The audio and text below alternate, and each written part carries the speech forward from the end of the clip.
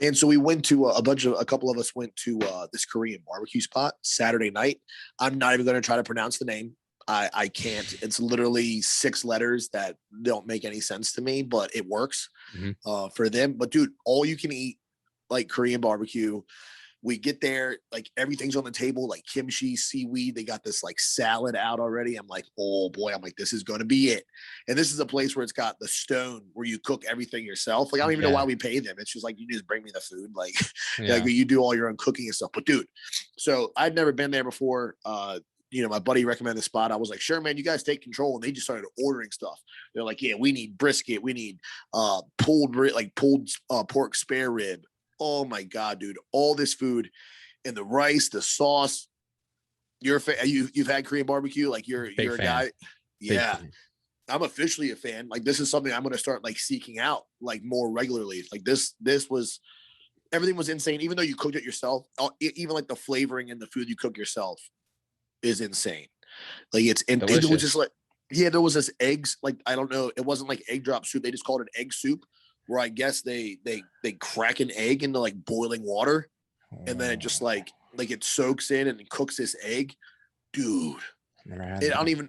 Yeah, it was almost like not like an egg souffle or something. I don't know, but man, it was so good. I ate so much food. Like we were on the bikes. I barely made it home. I was like, come on, big fella, gotta make it.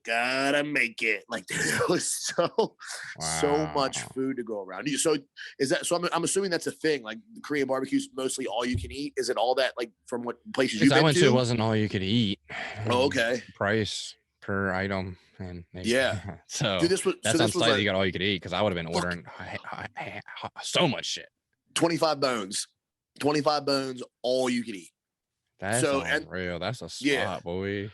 So with that and the drink and the grat on the bill, it was $35 a person. Like 35, bro. And I'm telling you, I hammered so much meat. The big fella put down some meat.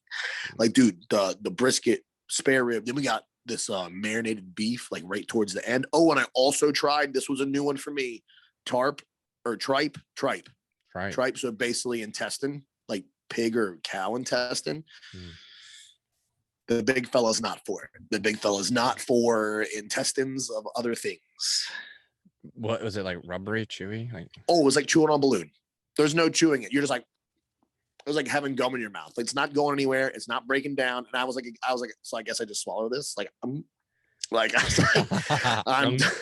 I'm done chewing on this piece of regret that I put in my mouth. But other than that, oh my God, I'm telling you, the food was so good. We're definitely there's another spot that's a little further. We were going to go to this other spot that was further away, but it was like an hour and a half away plus like an hour wait. And I was like, not doing it. Can't do it. But I'll tell you what, we were there for like 30-minute wait.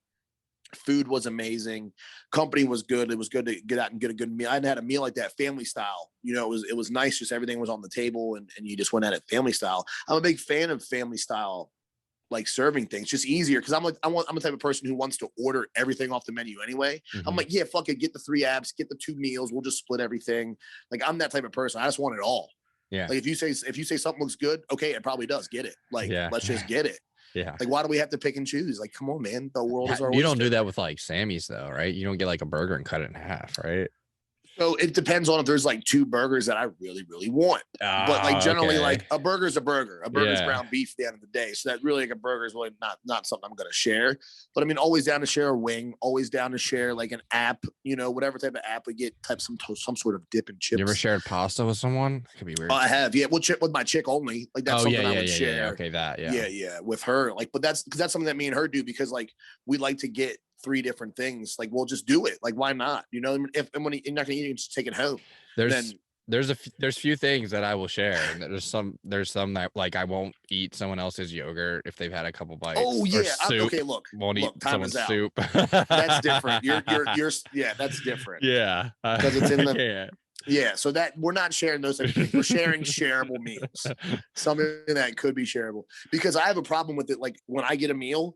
Like if we're going somewhere like Texas Roadhouse, for example, that's not a shareable. You're getting your steak, I'm getting my steak, my green beans, my side salad. Like, and if you reach over, you're getting stabbed. Like you put a hand out, like it's coming. Like you're not just going into my plate.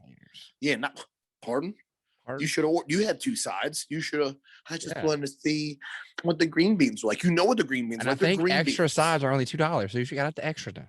Yeah, we're here already. You know, I mean, you ever seen like my favorite thing is like those videos where it's like where there'll be like Applebee's or whatever, where they have the touch screen on the table, like, so we hooking up tonight? No, okay, split check. You owe $17.50. Yeah, That's the move.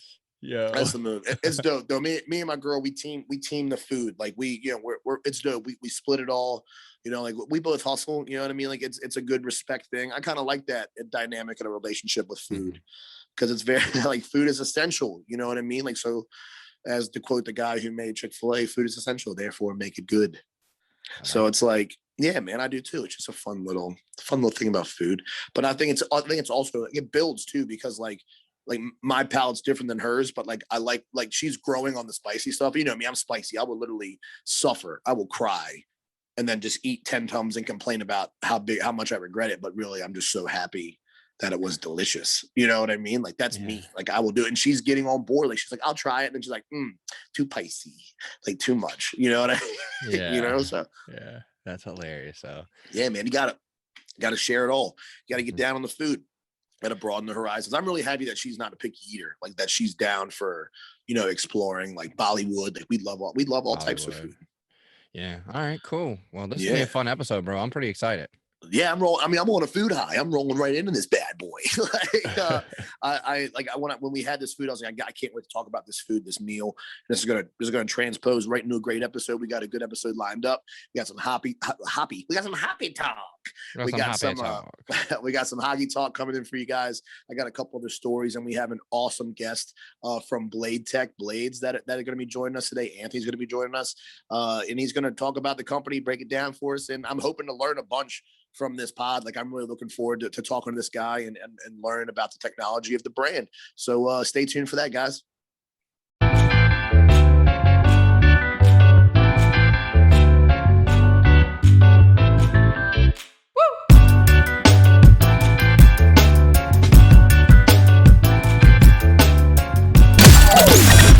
This is the Men Behind the Mitts podcast.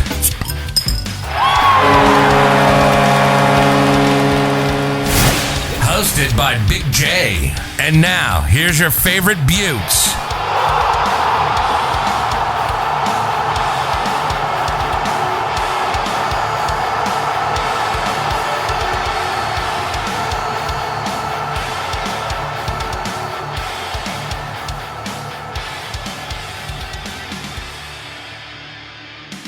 Oh, it's great to be back behind the mic. What's going on, buddy? How are you? Ooh, NHL trade deadline. It's that time of the year, boy. It's a sweaty palm kind of day. It's been crazy. Nothing but a lot of talk, and we're here to clear up some of that talk. Yeah, we got, because there's things where people say that people are getting robbed, and I think more like people are getting rid of some trash. So we've got some things coming around. I definitely got to talk. Definitely got to touch on Toronto a little bit. Touch on Line A. There's a lot to touch on in the NHL, dude. Let's get it started off. Let's do some trade talk. Let's get into this. Let's get into this trades. What do you want to start with? Let's start with the biggest. I think that one of the biggest trades and one of the first ones to go down was the New Jersey Devils trading Kyle Palmieri and Travis Zajac to the New York Islanders for AJ Greer, Mason Joust, first round pick, and a conditional pick. That's huge for the Islanders, who are battling Washington right now in East for first place. They're tied at 58 points. And they just added these two sluggers who are game ready. When I saw that trade, I was like, that's not fair. I was like, that was the first thing that came to my mind. I was like, how are they getting these two guys on the Islanders? Like the Capitals just barely got by. Like it's been a tough back and forth series with the Islanders. We have more games to come. And I'm like, this is a team that we're going to have to play. And they just got Kyle Palmieri. Like, what is happening with the Islanders? To me, that was a blockbuster trade. That was one of the biggest trades. Here's the sweet deal too, is that New Jersey is retaining 50% of both those players. Income. They basically got them on rent. Like they're renting them out. Wow. Yeah. How crazy is salaries that? Paid. Another one in the Central Division. Florida traded Brett Connolly and Henrik Borgstrom, Riley Stillman, and 7th rounder for Lucas Carlson and Lucas Wallmark. That could be big. Brett Connolly, we're a fan of from Washington, and then Borgstrom could be a real point producer in the Chicago lineup. So it could be a win-win for both those squads. Florida, though, a couple more trades we'll touch on. Florida. They're man, really that's another. The Central's a lot. I'm telling you, we're going to dive more into standings, but the Central is doing a lot more than I thought it was going to be doing. Like that is certainly for sure. Yeah. Columbus traded Riley Nash to Toronto. Toronto was very busy. The Avalanche picked up Patrick Nemeth from Detroit for a 4th round pick. Who else? And the Avalanche just got Devin Dubnyk as well from San Jose. Like, yep, Avalanche made some moves as well, and they're in the goaltending department. Florida picked up Brandon Montour for a 3rd round from Buffalo. That's a big move. They're really stacking up for a playoff push. The big trade, though, another for in the Central, Tampa Bay added David Savard from Columbus, and that's huge because Savard was is a good player. He's no slouch. That was a 3-way trade. Columbus got a 1st and 3rd rounder, and Detroit got a 4th rounder. In that one. What's another one?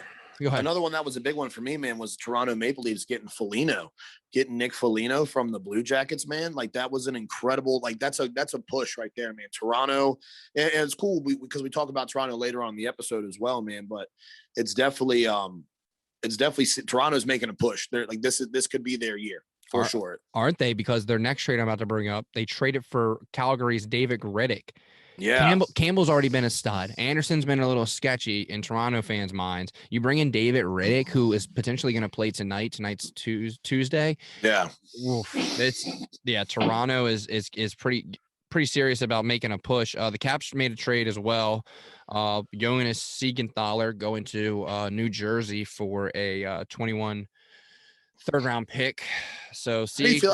I was a Siegs fan. How do you feel about that? I feel like. I wasn't. He was. So this is easy. You weren't a Siegs fan, but he was. But to me, he wasn't getting played. So why not? We've got the guys, that we're making the push with. We still got Van Riemsdyk back there, So like we've got the guys. Why not unload him? Get a chance at something else in the future, or use that. A lot of these times those trades get traded for other trades. So those picks and stuff. So I mean, who knows what they're going to do with that?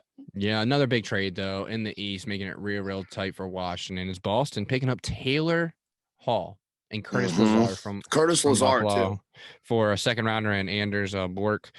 This is huge. Hall has already been commented on saying that he's excited to be a Boston Bruin, could see himself playing here for a few years. You get a guy like that can come into a locker room and a roster where he doesn't have all that pressure and media on him to save an organization and be the guy. He can probably lean back a little bit with ease and have fun playing hockey. And when you have fun playing hockey, you're usually playing better. Look at the guys he's with too, jumping right in with, Marchand, Pasta. I mean, this is an insane top 6 squad that he just joined. That's got to be nothing but smiles and definite relief from him. And is this somewhere you think he could plant his roots? He almost said some comments where he could see himself being a Bruin for a while. You think he's going to plant some roots here and stop the Taylor Hall tradition or what? I don't know. I mean, he's bounced from bad team to bad team. So for him to finally be in a situation where he's with a good organization that's won recently and has put together a good squad this year too, why not? Like, you know what I'm saying? So that's all the more reason for him to come out and play well. So Boston wants to keep him around. Yeah, I was getting ready to say that vibe, man. They're out there. He just joined a winning squad. You know what I mean? He literally came off one of the worst teams in the NHL to now definitely a playoff bound, borderline playoff bound team with the assistance of him. I mean, they're looking better and better. Yeah, and another trade in the East is getting tight. These top 4 teams were very active. Pittsburgh Penguins picking up Jeff Carter. I know Carter's not the same Carter as he was, but it's still a vet move. The guy knows how to win and play hockey games. He's still relevant. Pittsburgh adding some depth to their roster. I like it. And Gino's coming back soon too. So yeah. The Pens are going to be one of those teams that they're going to be scary to watch here. The further, I mean, they're in 3rd place. I mean, I can't believe I wrote them off in week 7. Like, what was I thinking? Chicago traded Vancouver for Adam Gaudette. I'm a fan of Adam Gaudette, young kid. He's got some growth and developing to happen. 7 points in 33 games so far for Matthew Highmore with 2 points in 24 games.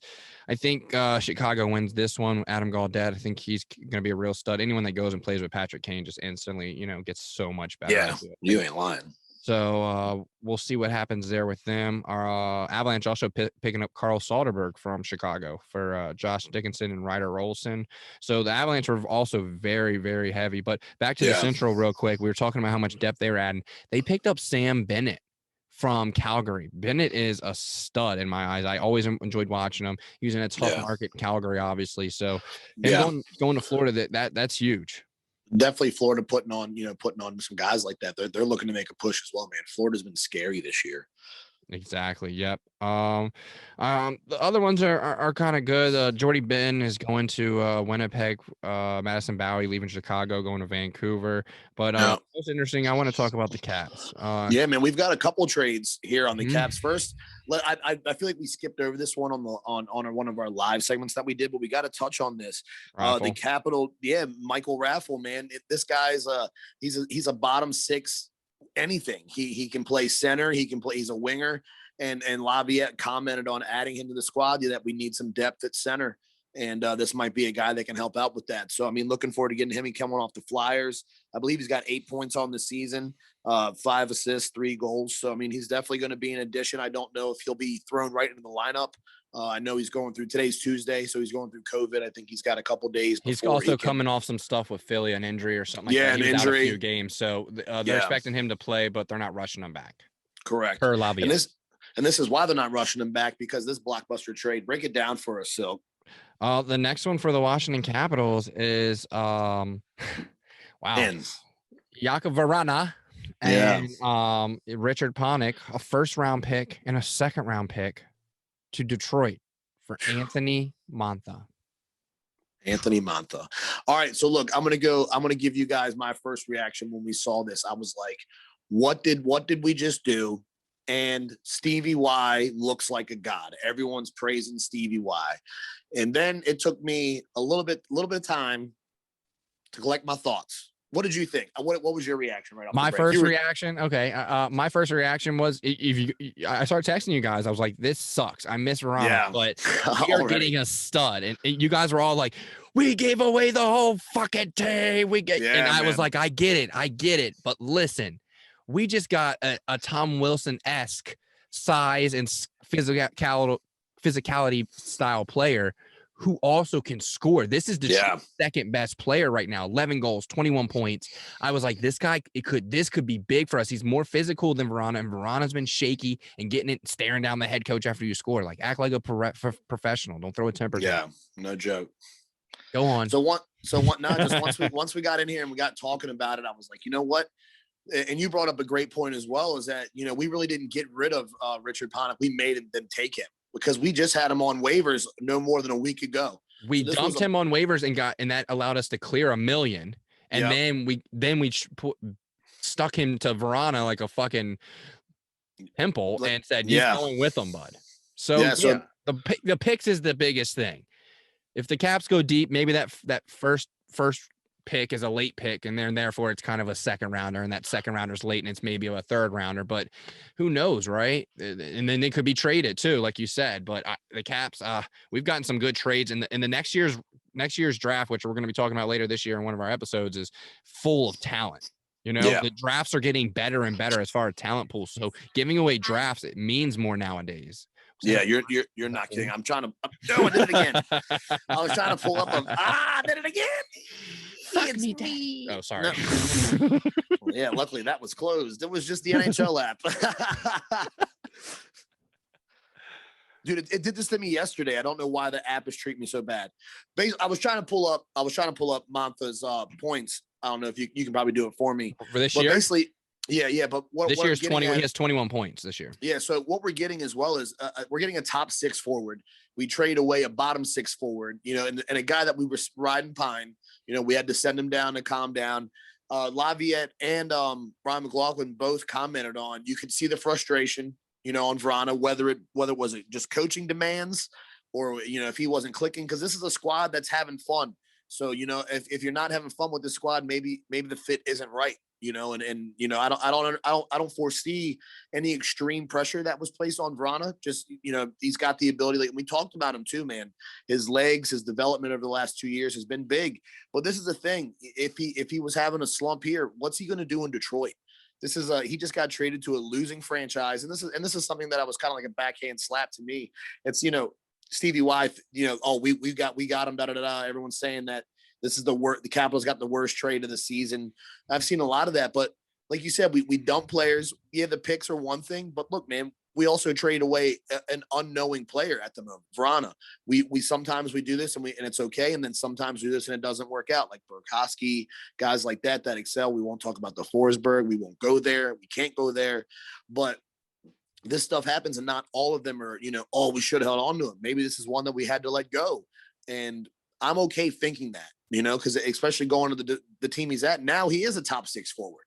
This is he's being thrusted right into that role, and if he wasn't taking advantage of that here, who knows what's going to happen there. Here's another thing to think about, especially you Cap fans listening that are kind of heartbroken over this trade. If Jacob Vrana is as good as everyone hypes him up to be, then he's going to want a contract talk. He's going to want big money. And guess what? We're also negotiating with Alexander Ovechkin, and our cap space is not that large. So you guys decide who you want. And then we do all this work. We still got an expansion draft coming with Seattle. Who knows what's going to happen? And then to go back to Vrana going to Detroit, you're asking how he's going to play and stuff. Well, listen, if he's frustrated, he's not playing top 6 minutes. He doesn't care where he's going to be, because he has a leadership role. He's won a cup somewhere else. He's coming into a team, bunch of young guys.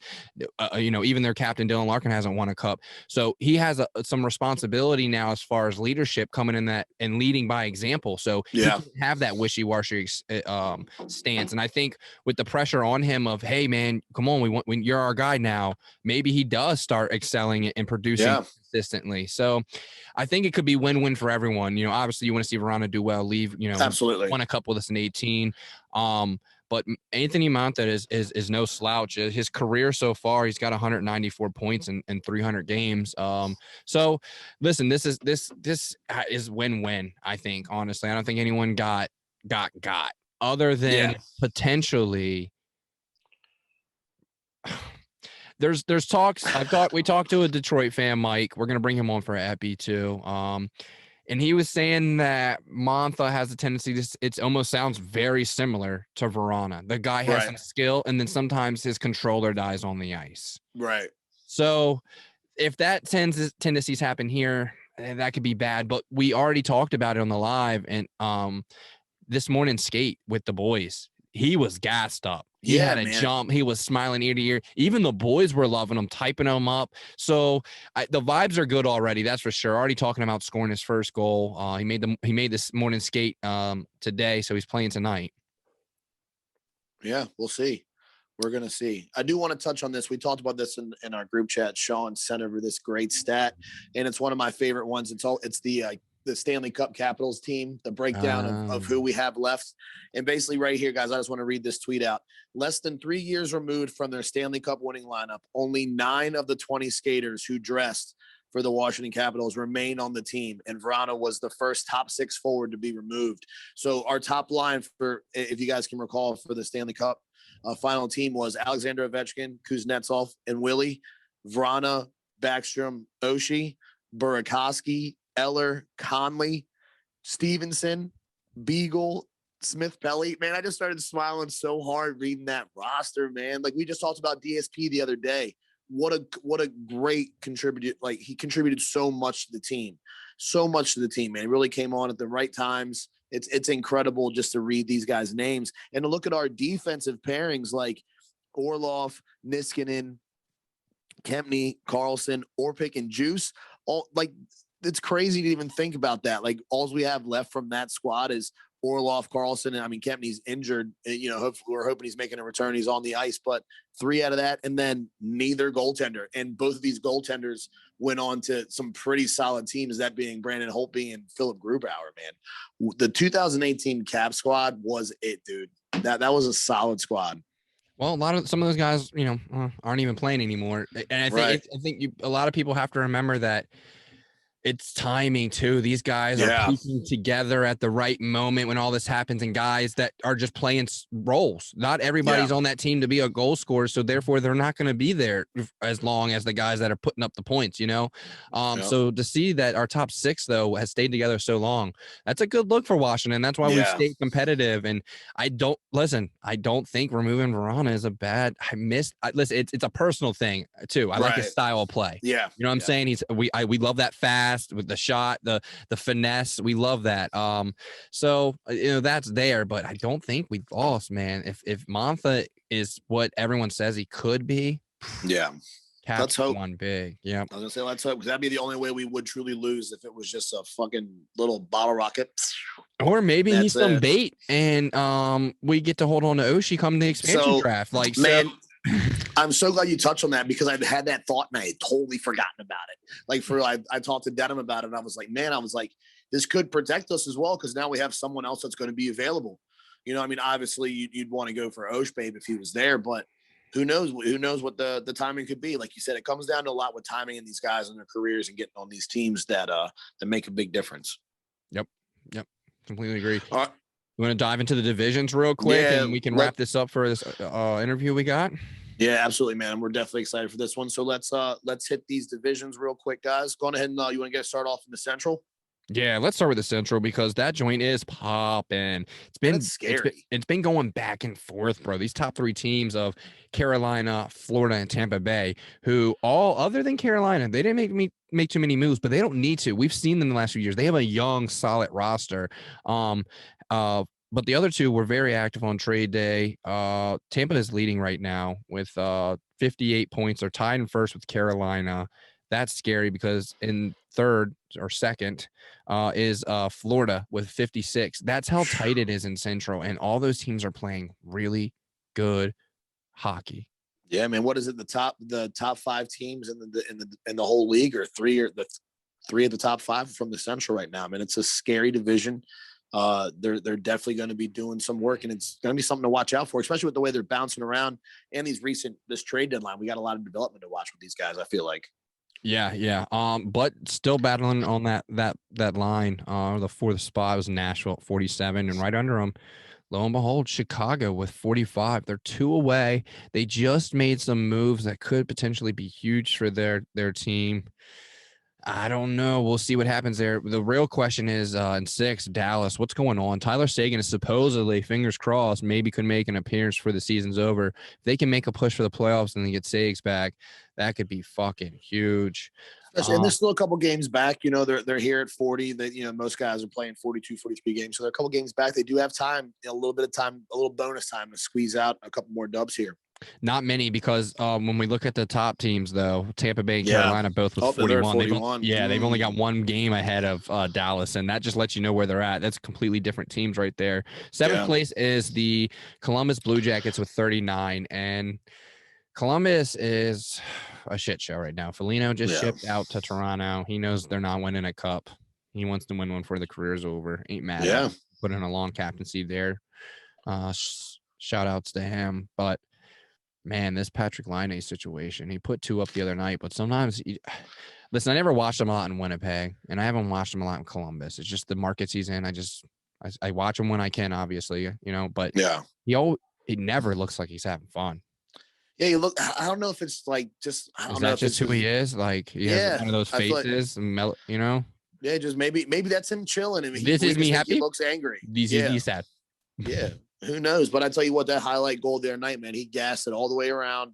And it may look so simple. Like, where's that the whole time, bud? Like, how does that just randomly come up? You know, like that spark of that. Like, he made it look so easy. Like, he was like, oh, and then with the little dive right at the end, like, it's beautiful. What a hustle on a play. What a goal. Yep, I couldn't agree more. I shared that on the Silky Mets page. Rounding out the bottom, though, is Detroit, 36 points, 44 games played. Hurts, tough year for them. They're getting some decent goaltending. They're looking rebuilding. Good. Listen, they're having a decent year. They're just in a really good division, and they've had Tampa Bay's number.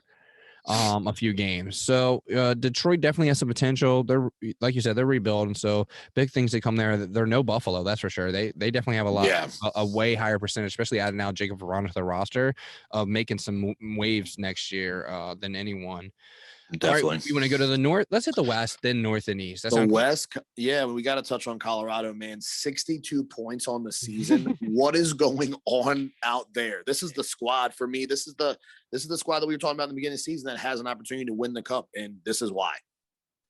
Yeah, 100%. Nathan McKinnon with 52 points, like holy cow. And then Mikko Rantanen is sitting there at 50. Another Edmonton type-esque deal with two of the star players just really stepping out.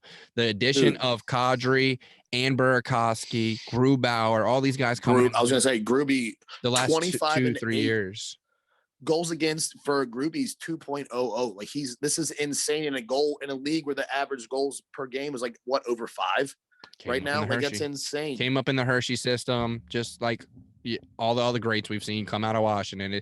He's a stud, man. Great goaltender. And honestly, it sucks because like I would like to. I'd keep him over V and Sammy. Ooh, I don't know about over V, but I'm thinking why V could be another Carter Hart and next season be a fucking washout. True. Still early. We could just be getting blessed with a good 1 year. So look at Gruby. He's only getting better with time, baby. He's looking real good in Colorado. They have a good chance of making a push out in the West. But no joke, Vegas is sitting in second at 58 points, bro. And right on their heels. They're good. Right on their heels. And that squad, dude, Mark Stone, we talk a lot about him and his play and Pacioretty out there. Mark Stone with the highlight goal the other night, shorthanded, just reminding you of who exactly Mark Stone is. Pulls the puck in, protects it. Oh, finishes. Great play. Yeah, man. I'm definitely nervous about them. And and I'm not a big Vegas fan. I think it's just the chip on my shoulder from, the 2018s. And it's just, and the retros, get out of here. All right, moving on from Vegas. So they have enough time. Next is who? Minnesota, man. Yeah. 51 points. Kirill the Thrill is looking like a stud and making a push for that rookie of the year. I enjoy watching, I enjoy watching that guy play hockey. He's so impressive. His speed, he just does what we're all told at such a young age. Just keep moving your feet, right? And he does that.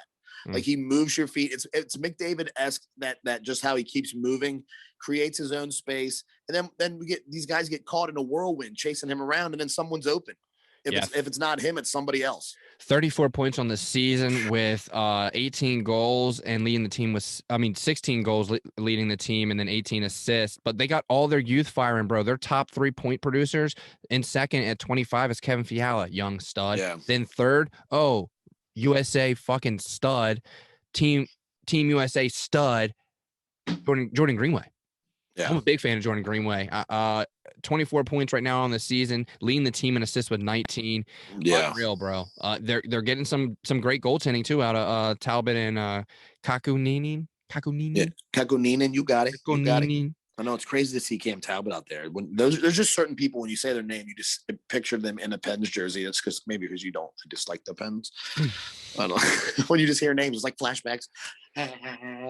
Fighting for that number 4 spot is and a few points back from Minnesota is St. Louis. Yeah, 44. Right on their heels in 5th is Arizona with 43, which is a huge surprise. And then 6th, who's only 2 games, 4 points out from a playoff spot at 6 is San Jose.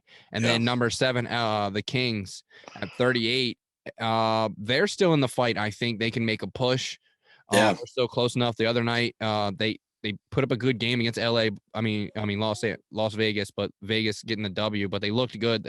If they can keep it going, they can make a push. The West could be the wild, wild West for that number 4 spot. It's definitely going to be bouncing around out there. I mean, Anaheim bringing up your bottom here at 33, but looking at Arizona, San Jose, and LA, like you just said, I feel like they can flip flop almost at any moment. I feel like if LA just hits the gas and play what they played their night, they can be right back in it, man. And the way this season's going, it's possible. No, 100% agree with you. Anze Kopitar, 34 fucking assists, 43 points. Drew Doughty with 30 points. Dustin Brown with 26. These are the guys they won the cup with. They found the fountain of youth. Yeah, so when you make a push, they don't have too many years left. Drew Doughty getting a little upset that he didn't make the Team Canada roster, so he's been playing a career year.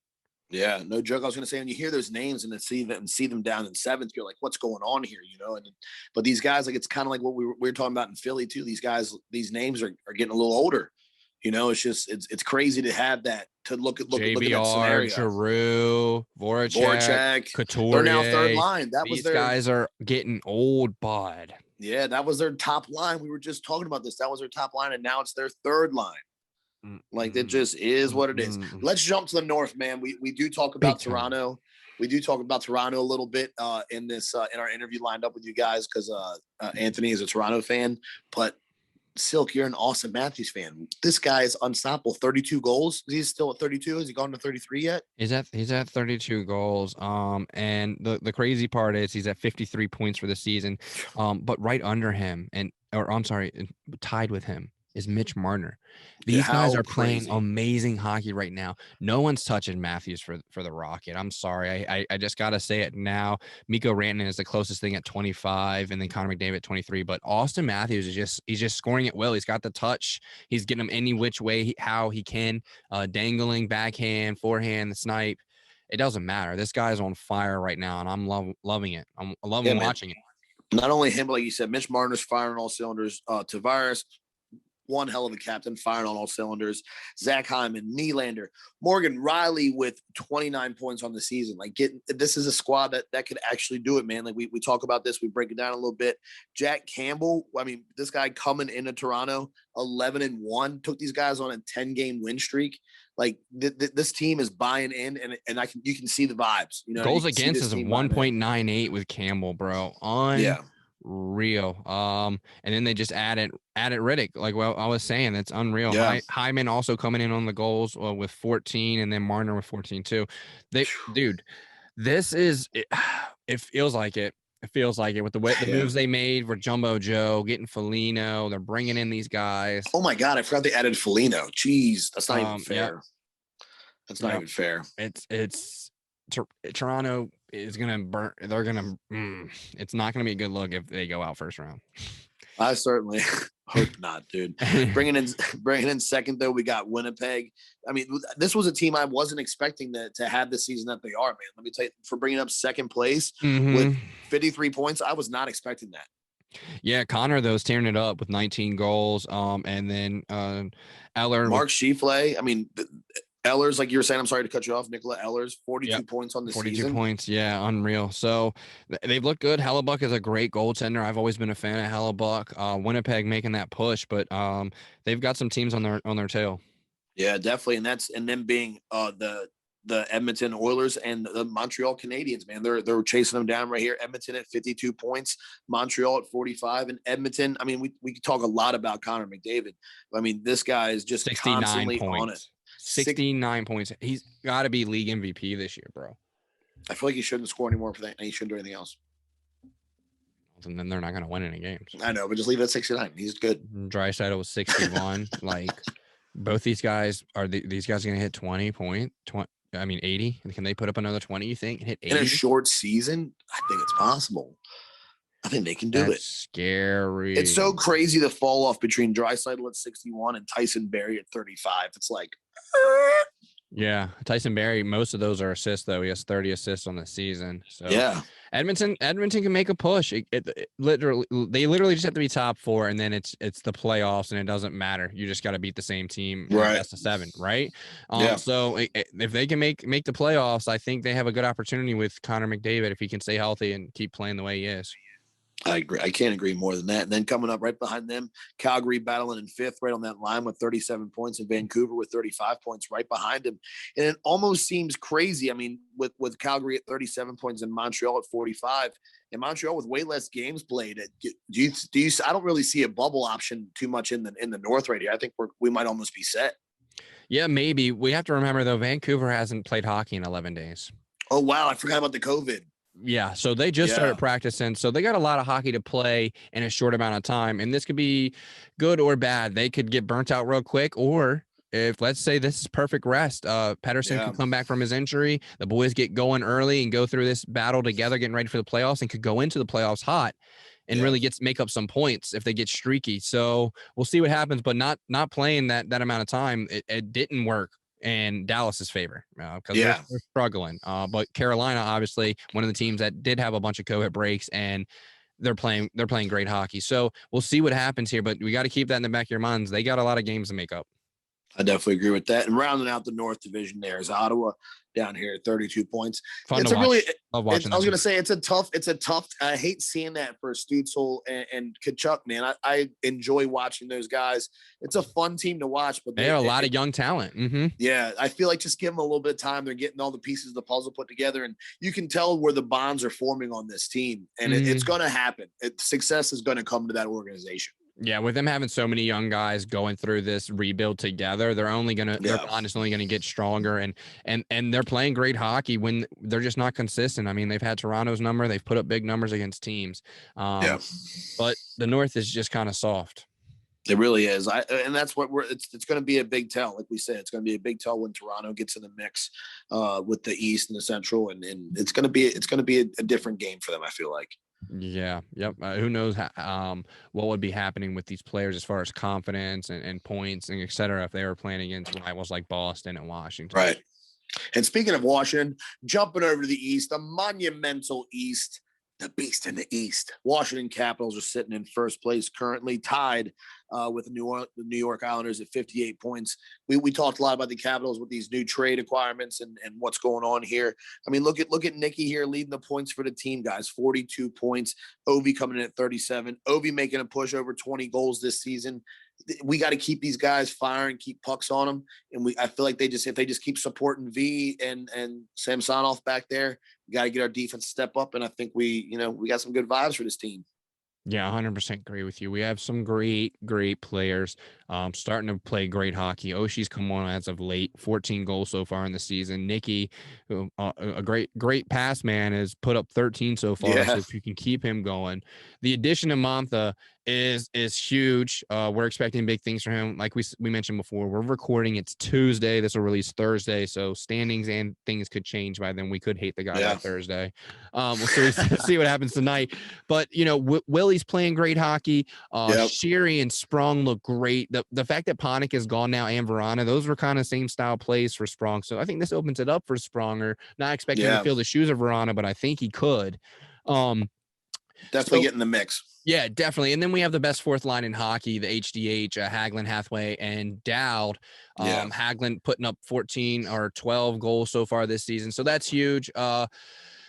The boys look good, and then it falls right back into the defense all the way. Johnny Carlson had a Norris type season with 35 points. Great rookie goaltending from Vanacek, and Sammy's played well too. Just hasn't looked the greatest, as everyone expects. He's number one goalie to look. Mm-hmm. He's 9-3-1. So it's something that we really can't complain about with the unfortunate circumstances in the offseason and then coming back with COVID. But I don't know. I feel like this is a squad that could do it, man. We got some good vibes here. And the only thing is this team in second, the New York Islanders, they are nipping at our heels, and they are one tough squad. I feel like they got the whole package, man. They got the speed. They got the physically. Very similar to Washington. Very similar style too. Heavy forecheck. Every aspect. Great Russian goaltender. Varlamov. It's crazy with Barzell leading the team with 37 points, followed by Eberle at 27. And we just played these guys the other day, and it's like, where do they stop? Their forecheck is consistent through four lines. They have a solid 4-line roster, and they're going to be Belvillier. They have so much depth. They just added Palmieri and Zajac. Like the depth is there. Unfortunately, they lost Lee. He's irreplaceable. I don't think either one of the players coming in can fill those shoes. Maybe together they can try. Lee's a great hockey player. Sad to see him out for the Islanders, but yeah, they're doing great things up there, and the Islanders are a real threat as far as a cup contender this year. They're a favorite. Yeah, and with their additions of Palmieri and Zajac, they just added two guys that fall into the top 10 players on points on that squad. What an addition. So they're definitely going to be something to handle and going to be scary to watch. Bringing up behind them, we talked on them earlier, the Pittsburgh Penguins coming in third here. What do we got points-wise? I'm sorry, 56 points for the Pens. And they just made some moves as well. This could be a different, more dangerous squad coming at us. Yeah, they brought in a vet, Jeff Carter from LA. Gino was injured. He should be coming back. If Gino can get going, it's since Hextall's come in, it's been a flip script for Pittsburgh, and they're really making a push. We talked before the season started based off the way things were looking, the age of the team, the way they had played the season before, blah blah. Maybe a 5 or 6 spot at the end of the season. These guys are showing otherwise. Sid the Kid is still fucking deadly on the Sidney Crosby. It's so crazy, man. So it's unreal to see what's going on. I think their goalie Yari is a little iffy. But same with the Smith. I feel like that's going to be their crutch, and that's going to be they're going to have to support the most on that squad is going to be their goaltending. Yeah, so they're expecting to try to have to put up a lot of points or really shut down teams. Yeah, no joke. I mean, they're a great team with that neutral zone defense as well. I mean, they hold a lot of guys up. They cause a lot of frustration. They're neutral zone traps. Yeah, they're great. Yep. So that's definitely something going to work in their favor. Bringing up fourth, though, Boston Bruins coming in fourth here, guys. And this is a squad who, man, I don't know what to expect out of Boston. 48 points. Well, I do now with the addition of Taylor Hall to the squad. Maybe. But, man, yeah, maybe. We're going to see. But, I mean, hopefully the pressure isn't there for him. But, I mean, we just busted their ass 8-1. 8-1. And so that's the thing with this. Like, we're playing these teams so much. When we go into the playoffs, we're going to know everybody's number. You know what I'm saying? Right. We're going to know everybody like the back of our hands. We've seen these guys so many times. So it's going to be an interesting push for all these teams, especially after the trade acquisitions, all these teams beefing up. Yeah, no joke, man. We got to touch on Brad Marchand. I mean, this is a guy who is just such a frustratingly good hockey player, and now he's backing up the shit that he's been talking for all these years. You know what I mean? Like he's always been a top tier player, but I mean, this year breaking out 48 points. I mean, he's having a stellar season, 19 goals, 29 assists. It's insane, dude. He's having one hell of a season. He seems like he's so creative this year, so deceptive. We talk a lot how he reels players towards him and just explodes by them. It's crazy how he has such like a carefree game style play to me, but then he's right in your face. You know, it's crazy. Yeah, he's definitely his game is always evolving. I think that's what makes him so great. Wherever he starts to lack, maybe because of age or time, strength, whatever it may be, he makes up for it with the creativity and speed for sure. Always in your face, always under your goddamn hands and feet. It feels like licking you, kissing you, punching unreal. You and skating but away. Another Tom Wilson type player where everyone hates him, but everybody wants him. I'd take him in a heartbeat. Fucking heartbeat, bud. Yeah. I might even no lie, like this might catch some heat, but I might even trade Nicholas Backstrom for him. Whoa, what we're playing right now with the 8? I mean, bro, man, don't make me think about this again. Don't make me think about this again. That's not a bad trade. I mean, right now, season swap. I mean, it is what it is. How about this? I'll make it easy for you. At any point in their career, Marchand has cups, but more cups than Nicky. True. But it could be squad. I mean, Nicky doesn't have the legs. It's always squad. It's always squad. No real team that in our era has won because of one player's individual talent. You know what I'm saying? That's not happening. Yep. That's big facts. I wonder why. The game has changed so much. It's really changing every year, and it's always going to continue. There's no comparison from Crosby or Lemieux to Crosby to Gretzky, and the same can be said that McDavid, the stepping to McDavid Crosby is huge, and it's not going to stop at McDavid. That's the scary part. That's what's going to be a player that develops, that grows up, and with everything that's going on, and is better and faster than McDavid. Now it could be a few years. Sid was reigning top dog for a while. You know what I'm saying? Could be a few years, but it's gonna happen. Look at all these guys that got drafted with pictures of them as kids and Ovi's on their wall. Yeah, it's so wild. See, like the Chuck brothers taking pictures with Ovi and stuff like that. Like, with the entire fucking league that's still playing everybody. Right. It's so funny, dude. And they're like 12. Yeah. I love those guys so much. All right, jumping into fifth spot, we got New York at 44 points. New York is one of the New York is a solid bubble team this year. I mean, they got Panarin and Strome and Fox coming on as of late, having a hell of a season. They're tied with Philly right now, right? Or they secured that spot. No, they are tied 44 points. I mean, this is bubble hockey right here. This is a good bubble hockey league. And they're playing. The Rangers are playing good. We had Tara on, and she gassed them up a little bit. Buchnevich has been great. Zibanejad is a fucking stud. Panarin coming back after that fucking Russian bullshit, and he's looked good. Real, and then you brought up already Adam Fox. That's stellar. You got to have have a defenseman that can do that. Like Caps have Carlson. You know what I'm saying? Like you got to have a defenseman that can also be a goal scorer for you and contribute on the board. That's huge. And if they can keep it up, deadly. They just shipped out Lemieux. He went out to LA. So Yeah.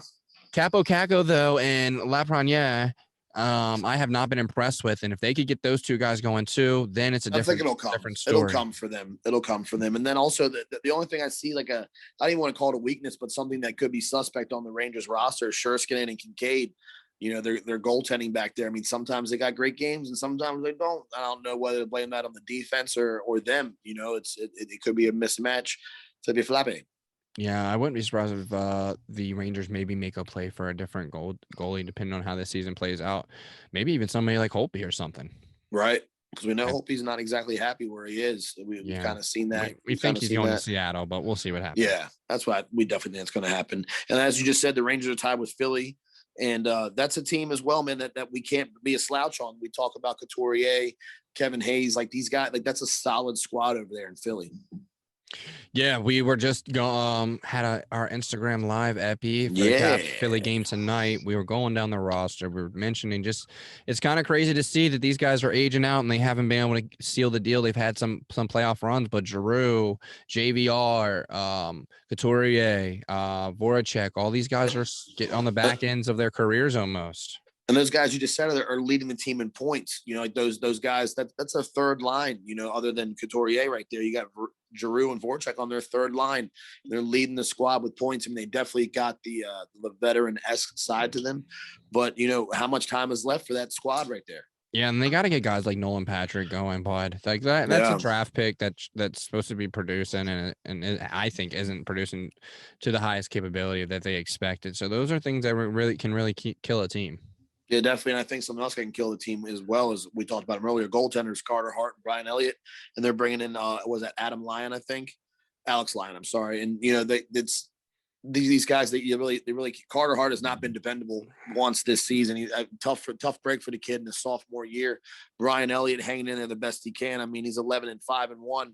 He's, he's been the kind of their crutch, but I mean, Hart at 8-11-2. I mean, it's a tough break for the kid. Yeah, 100%. We'll see what happens there. Hopefully it's just some sophomore woes and he comes out and plays like a stud next season. Or you know what? The season's not over. Very true. Could stand on his head for the rest of the season and go into the playoffs like a stud. I mean, look at Brendan Holtby. He wasn't even the starter in 2018 going into the playoffs, and then we won the cup. So who knows? But hopefully he can turn it around and they got to do something, or they're done. Because if Rangers get ahead of them, I don't know. The Rangers have looked good as of late, and I don't think Philly gets that spot.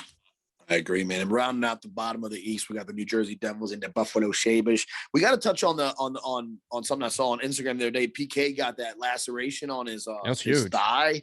Dude, that was a big deal, man. Didn't miss a shift and then scored a goal. Yeah, zipped him up. That's insane on the leg like that. Like that's so crazy. They didn't even cut the padding, dude. That gash was big. Yeah, that was gnarly. I was like, what is this? I love when an NHL page on Instagram is always like sensitive content. You're like, oh, what is this? Did you see the one of the face?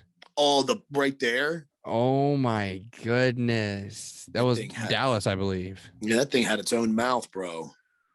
You can see his jaw like right there in one part. What's that right there? Let me get a little cleaner. That's my tooth, man. That's my tooth. Boy, you're nasty. Oh, you're nasty. Oh, you're nasty. Oh, that's the NHL, folks. Thanks for riding along. It's only going to get crazier, this playoff push, but we're done with trade deadlines. This is the set roster going that teams are happy with or not going into the playoffs and the playoff push. The East and Central are really going to be the ones to watch if you're going to tune into some games. Those guys are going to be battling hard. The North Division is fun to watch, but Toronto's kind of got their grip on. We're going to see. Yeah. We'll see. And then out west, Colorado and Vegas, and then it kind of falls off. Minnesota, they look good, but I don't think they're the real deal when you compare them to maybe playing against Vegas and Colorado in a best of 7. So it's going to be a good, fun ride into the playoffs, eh? Definitely, man. And hang tight, guys, because we've got one hell of an interview for you guys. We have Anthony from BLADETECH Hockey is joining us, man. And this is a fun interview. We've got a lot of stuff lined up in this one. And man, there's a lot happens in this interview, man. We learn a lot. This is a great interview. I can't wait for you guys to hear it. And I really hope you guys enjoy it. All right, guys, we're here with Anthony, who's the owner, CEO of BLADETECH Hockey, man. And Anthony, thank you so much for joining us. We're glad to have you on the episode. Guys, pleasure to be here. Thanks for having me. Excited to talk hockey with you guys. Absolutely, man. Looking forward to learning a lot about your product, the BLADETECH blades. Before we start, though, go on ahead, man. Plug your IG, plug the company, plug everything for us so everyone can find you. Sure, guys. Anthony from BLADETECH Hockey, IG, Facebook, all BLADETECH Hockey, BLADETECH Hockey. You can find us everywhere. Google, everywhere. Find us. We're there. And we awesome, man. We call people directly all the time. So that's awesome. I was going to say when we were going over your Instagram, man, it was so cool how you were having like guys, like just random people join your live. Like that's so number one ballsy. But I liked your rules. You're like, no cussing. Make sure you guys have clothes on. Like I loved your rules for the live, man. But that's awesome. Like there's nothing better. Like that's one of our favorite things about doing lives, and because we do like these pregame lives and stuff, and just getting people involved, man. Like you've got fans from all over that are messaging us daily, sending us random pictures. Like it's so cool that these guys have kind of become like our IG family. Like we look forward to seeing these guys on our lives. Totally. And that's the thing a lot of people forget about social media is like, you got to be social, right? You got to opportunities to interact. It's great that what they've done now where you can put multiple people in, and it's definitely better to have a two-way conversation than us trying to like spew our message out there all the time. We really want to use it. And it's great. Like we don't have a ton of followers, but we have a really engaged audience. I get anywhere from like 40 to 80 live viewers at once. That's awesome, man. Every time we do it. So it's like, I thought the first time was a fluke. I've only done 3, I think. Right. But it's every time. So we try to keep it engaging. I don't do it every week. And then, and really wanted people to have fun. And it helps that we give away a pair of blades every time. So yeah, that's so cool, man. Yeah, you guys I'm really liking the vibes of your company. Like seeing you smile, man, and having you on, you got good energy, man. I love that, because that's like what we were talking about before we got on. That's what takes your business to the next level. Like you're being genuine and being transparent, and then just having the knowledge to back it all up. Man, there's nothing better than that. And that's what I see from you. And I absolutely love it, man. Thanks. No, I appreciate that. It's definitely, we're here. The reason we're doing this company in the first place is to make people better skaters and better players in the end of the day. So, it's fun for us. We love interacting with people. And we love hearing the stories. Right? We love hearing anybody that has problems so we can fix them. Right. But we love hearing people's stories. I'm like, these are the best blades I've ever seen. And it's, kids from 6, 7 years old up to NHL players. Yeah. Well, it's like, these are the best blades I've ever skated on. Like, thank you. Like people come to us and say, thank you for making this. We're like, oh, that's cool. Man, I'm excited, dude. I feel like I've been living under a rock, not knowing more about these blades. But why don't we jump into the technology of the blade? Like what got you to kind of develop this? What kind of was the motion behind that? Yeah, so I can't take any credit for the development. My partner Jeff, he is the founder and creator of the technology.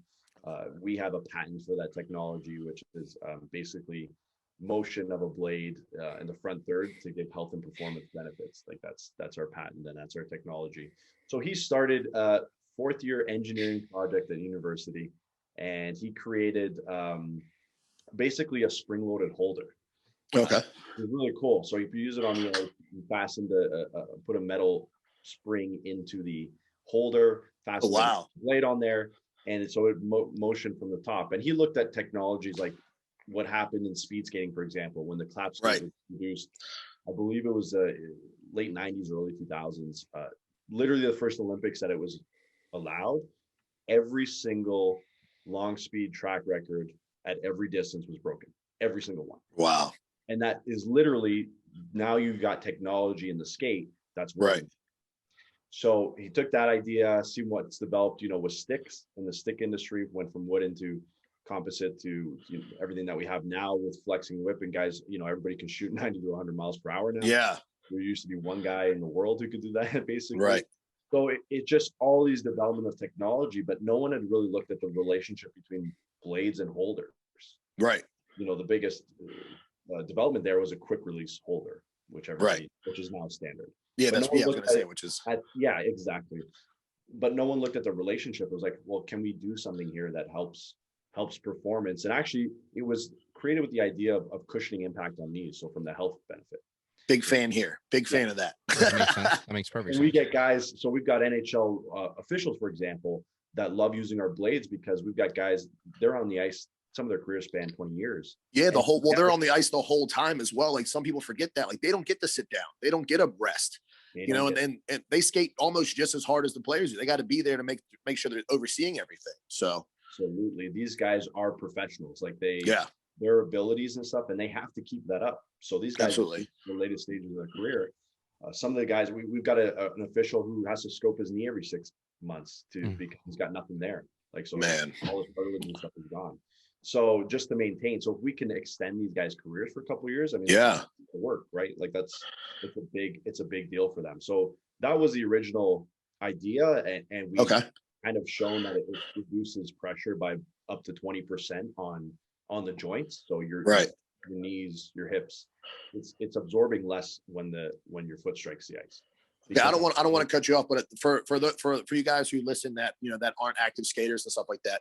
So a blade of a skate it's not flat. Like a blade of a skate does not sit on the ice flat. It's actually curved. It's got a slight curve to it. It's noticeable when you hold it up and look at it, but from a distance, it's not extremely noticeable.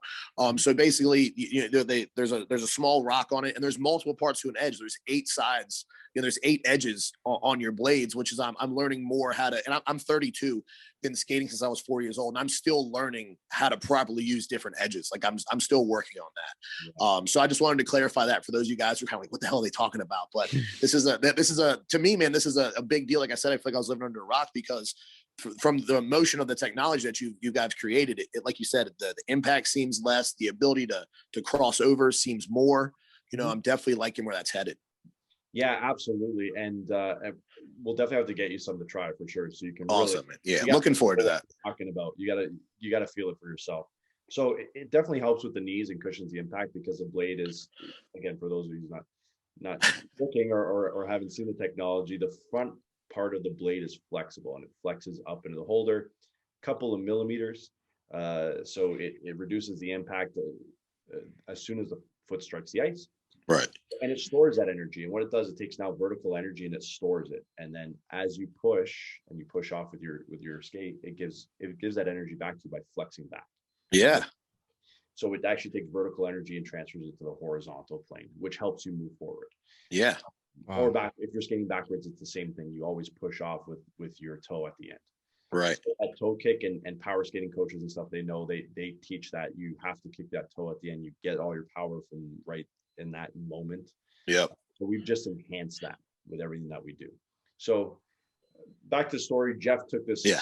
Sorry. You put that in there. It was a great motion. I met him when he had this prototype, and I said, "This is a great motion. This is a great idea." It wasn't a great product yet. It had to evolve. Right. So can we have this motion, this benefit? Because all the initial testing was amazing. We showed it increased speed by over 5% on average for every player. So we're like, this is great, but can we do this? Can we achieve this in a way that is much more simple, that we can basically sell to everybody? People can try it low risk, and isn't going to be, hundreds of dollars. Right. $300-$400. Some solutions are. So we did that. He came up with this idea of how do I design the blade so it flexes in the holder by itself. So it's one piece. You replace your blades. You get BLADETECH blades. Flex force advantage is built into the blades. Okay. So you just have to change your blades, and you get the benefit. That's awesome. And those all fit with the quick detach blades. They go right up and in, and you're good to go. Yeah, we make it for all the major skates. So okay, you have like one we don't do is Easton, but very few people have that now. Yeah, I just retired my Easton skates like last year. I had them for like 14 years. Like I just retired them. Yeah, and time they made skates like 10 years ago. Yeah, like, people love that. I mean, they were amazing. The Makos and stuff, they were amazing skates. Right. Now it's mostly Bauer, CCM. Yeah, Bauer guy myself. True now. Yeah. And Graf, and a lot of people love Graf, and they have an amazing boot and they don't want to get rid of it. Right. It's harder and harder to find blades for that. So you can actually replace, a lot of people don't know, but on Grafs, you can replace your steel. They've had the same holder for over 10 years, I think. So you can replace your steel and it'll feel like brand new skates by putting Man, when I was a kid, like graph skates were it. Like when I saw a guy that had graph skates, I was like, oh, he's good. Like this guy knows what he's doing on the ice. But I just oh yeah. That's the thing too. It's like, I was a played again sports kid growing up. Like my dad was like, all right, see if we can find something your size, maybe one size bigger, because you know you're gonna lose, you're gonna change every year. And that's something that we talk a lot about too, because it's finally, now that I'm an adult, it's like, great, I can buy something and it's an investment. I can hold on to it for a while. And I'm definitely gonna try that. I just moved to the Bauer Nexus skate. It's like my the 1N. I'm so happy with it, and I'm looking forward to trying this out and seeing how much more performance I can get out of that boot for sure. For sure. I had the same thing growing up. I never owned skates that fit me. They were always a double pair of socks. Double up on socks. Yep. That was always double up. I was like, I am not buying you multiple skates, or I'm not buying you skates every year, is what he said. Yeah. So, you know, fortunate enough that he was able to buy me skates in the first place, but he's like, I'm not doing this every year. This is what you're getting. You're used. Go. I learned to skate at 8 years old. I was a late bloomer. So so never good. But this is, you know, I finally bought my first pair of skates a few years ago. And then I got one of our partners, Gooby, to do this to them, which I know. Gooby, that's sick. That's a good one. Insane. So these were just straight black Bauer. They're not even expensive skates. And those are our blades there. With blades look good. Yeah, jump back to the blades. I saw you can get them like fully customizable. I see you got like a mirror finish. Yeah, I was looking at the black ones. The black ones look sick. I think when it's time for me to get blades, that's my move, bro. Those look so hard. Yeah. Let us know. There, black is something that's become really popular. We were like the first company in the NHL with black blades. Yeah, sick. They were coming out, and it was the black materials at DLC, which stands for diamond like carbon. These things are, it's the material. So it's the stainless steel, the mirror stainless steel underneath. And it's the material that the Army uses to put on vehicles, armored vehicles. Okay. They coat it and stuff, so they become resistant to wear and tear and absolutely everything.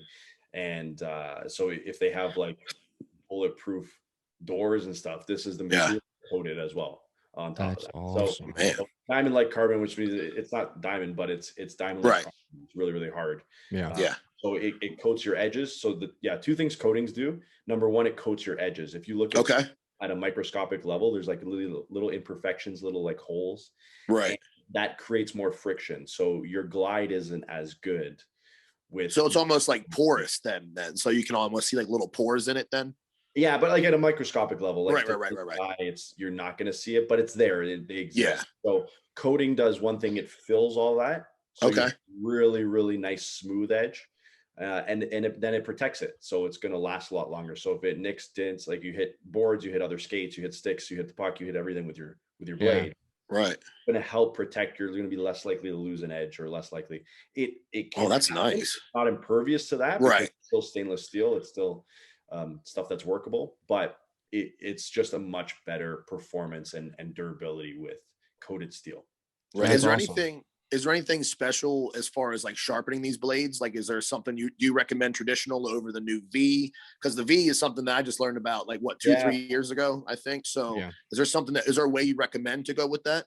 No, we always tell people like sharpen them as you would sharpen your skates right now, and then adjust from there, because you've got you can't create too many variables too, right? So if you get new blades with this technology, it's going to feel a little different. But then if you change your hollow, it's going to feel even more different. So do everything as you do. If you profile and sharpen, do it. And we offer those services as well, so people can get their blades ready to go out of the box. It's right, man. You guys are really You got everything. I was gonna say you just went from here to the diamond cutting to shipped ready to rock. Get them in the mail and put them on for your game that night. That's a game changer. Literally, we can do that now. So and this was only for the last couple months we added this service, and we just do, especially with the pandemic, shops closed or hard to get to. We had to make appointments and things like that. In Toronto, in Ontario, actually, we just locked down again. It's tough up there for you boys. Another month, So any sort of hockey that was going to happen this month is definitely not happening. But anyway, just looking at that is, I mean, we adjusted our business so much during the pandemic, and that was one thing that, pandemic or not, people love that added value or that added service. They can just go and they can get stuff done, and it can be consistent, so they can order a couple pairs and have them done and ready to go, and they don't have to think about anything. So What I was going to say, in your area, ODRs are way more accessible and stuff than we're used to down here. So if you were to cop 2-3 pair, you know what I mean, definitely keep them fresh while you're out there. That's an awesome service. You can go a few skates without sharpening them too, though, right? The Black Onyx ones we were just talking about, I think I read on your website, right? Yeah, usually, I mean, not a lot of people sharpen their blades every skates. Some people do. Some people are like that. But you can definitely last a lot longer. We say, I mean, that's a little bit of quality of steel as well. So we're using the highest quality that we can use to make skates, in terms of one that's both hard and strong. There's two different things, by the way, because if you make something hard but it's weak, it's going to be very brittle. Yeah. Hard, and then there's enough carbon in our material that it's going to be strong as well. So there's a little bit of give and stuff like that. It's not going to snap. So quality of steel is important for durability. So you can do multiple skates even with our base product or uncoated steel, but the coating of the steel also lasts the durability. And you can also go, we say with our DLC, you can go almost double what you're usually doing with your stock steel. Man, I've pushed mine pretty far. Like I've months. I'm weird. I got to get mine done like once a week. I'm skating twice a week right now. So yeah. Well, it's like you definitely got a little bit more. You got some more competitive going there. Like for the true beer league beaut over here. It's like, I could use a sharpen. But done it in a while. Maybe I should give it a couple of passes, see what happens. Yeah. But it's definitely something. I'll give you an example. So our DLC a couple of years ago, when we first got into New York Islanders, we've got over half the team, by the way, on BLADETECH steel. Man, that's awesome. That's sick. Yeah, it's definitely the most BLADETEChy team in the league. And we were talking to the equipment manager, because we worked through all the equipment managers, and we're like telling him this, like you can really, you're not gonna have to maintain these as much. So even if you sharpen them every game, it's gonna be a couple passes as opposed to 8 or 10. Putting in some work. So with 4 pairs of blades per player that they prepare, they're saving hours. They're saving hours, half a day, a full day, a week of sharpening. Yeah. It's a huge benefit. And he goes, okay, I'm going to see. He goes, I'm going to take this guy. And he goes, I am not going to sharpen his skates until he asks me. And let's see how long it goes. He went 4 skates, NHL skates. So 2 games, 2 practices, didn't touch the steel, which is unheard of. These guys are touching up stuff between periods of games. Right? Wow. Change steel. Ovechkin changes a steel once a period. He uses 6 pairs of steel per game. So just to give you an example of how Nikki's got to share some love with them and get Ovi on the blades, huh? He used them. So he did use them when we started. Did he? He was Nick Backstrom. We had him on for about 4 years. That's sick.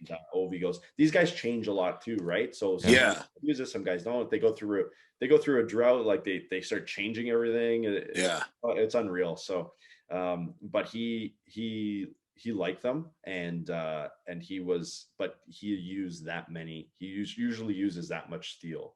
That's wild. Yeah, that's a fun fact. I didn't know. That's ridiculous, man. Like, sick. I know he's a big glove guy too. Like, he's always swapping gloves and retaping all the time. So it only makes sense. I didn't even think about steel now, especially with the quick, with the quick connect blades. I imagine there's like, freshen them up.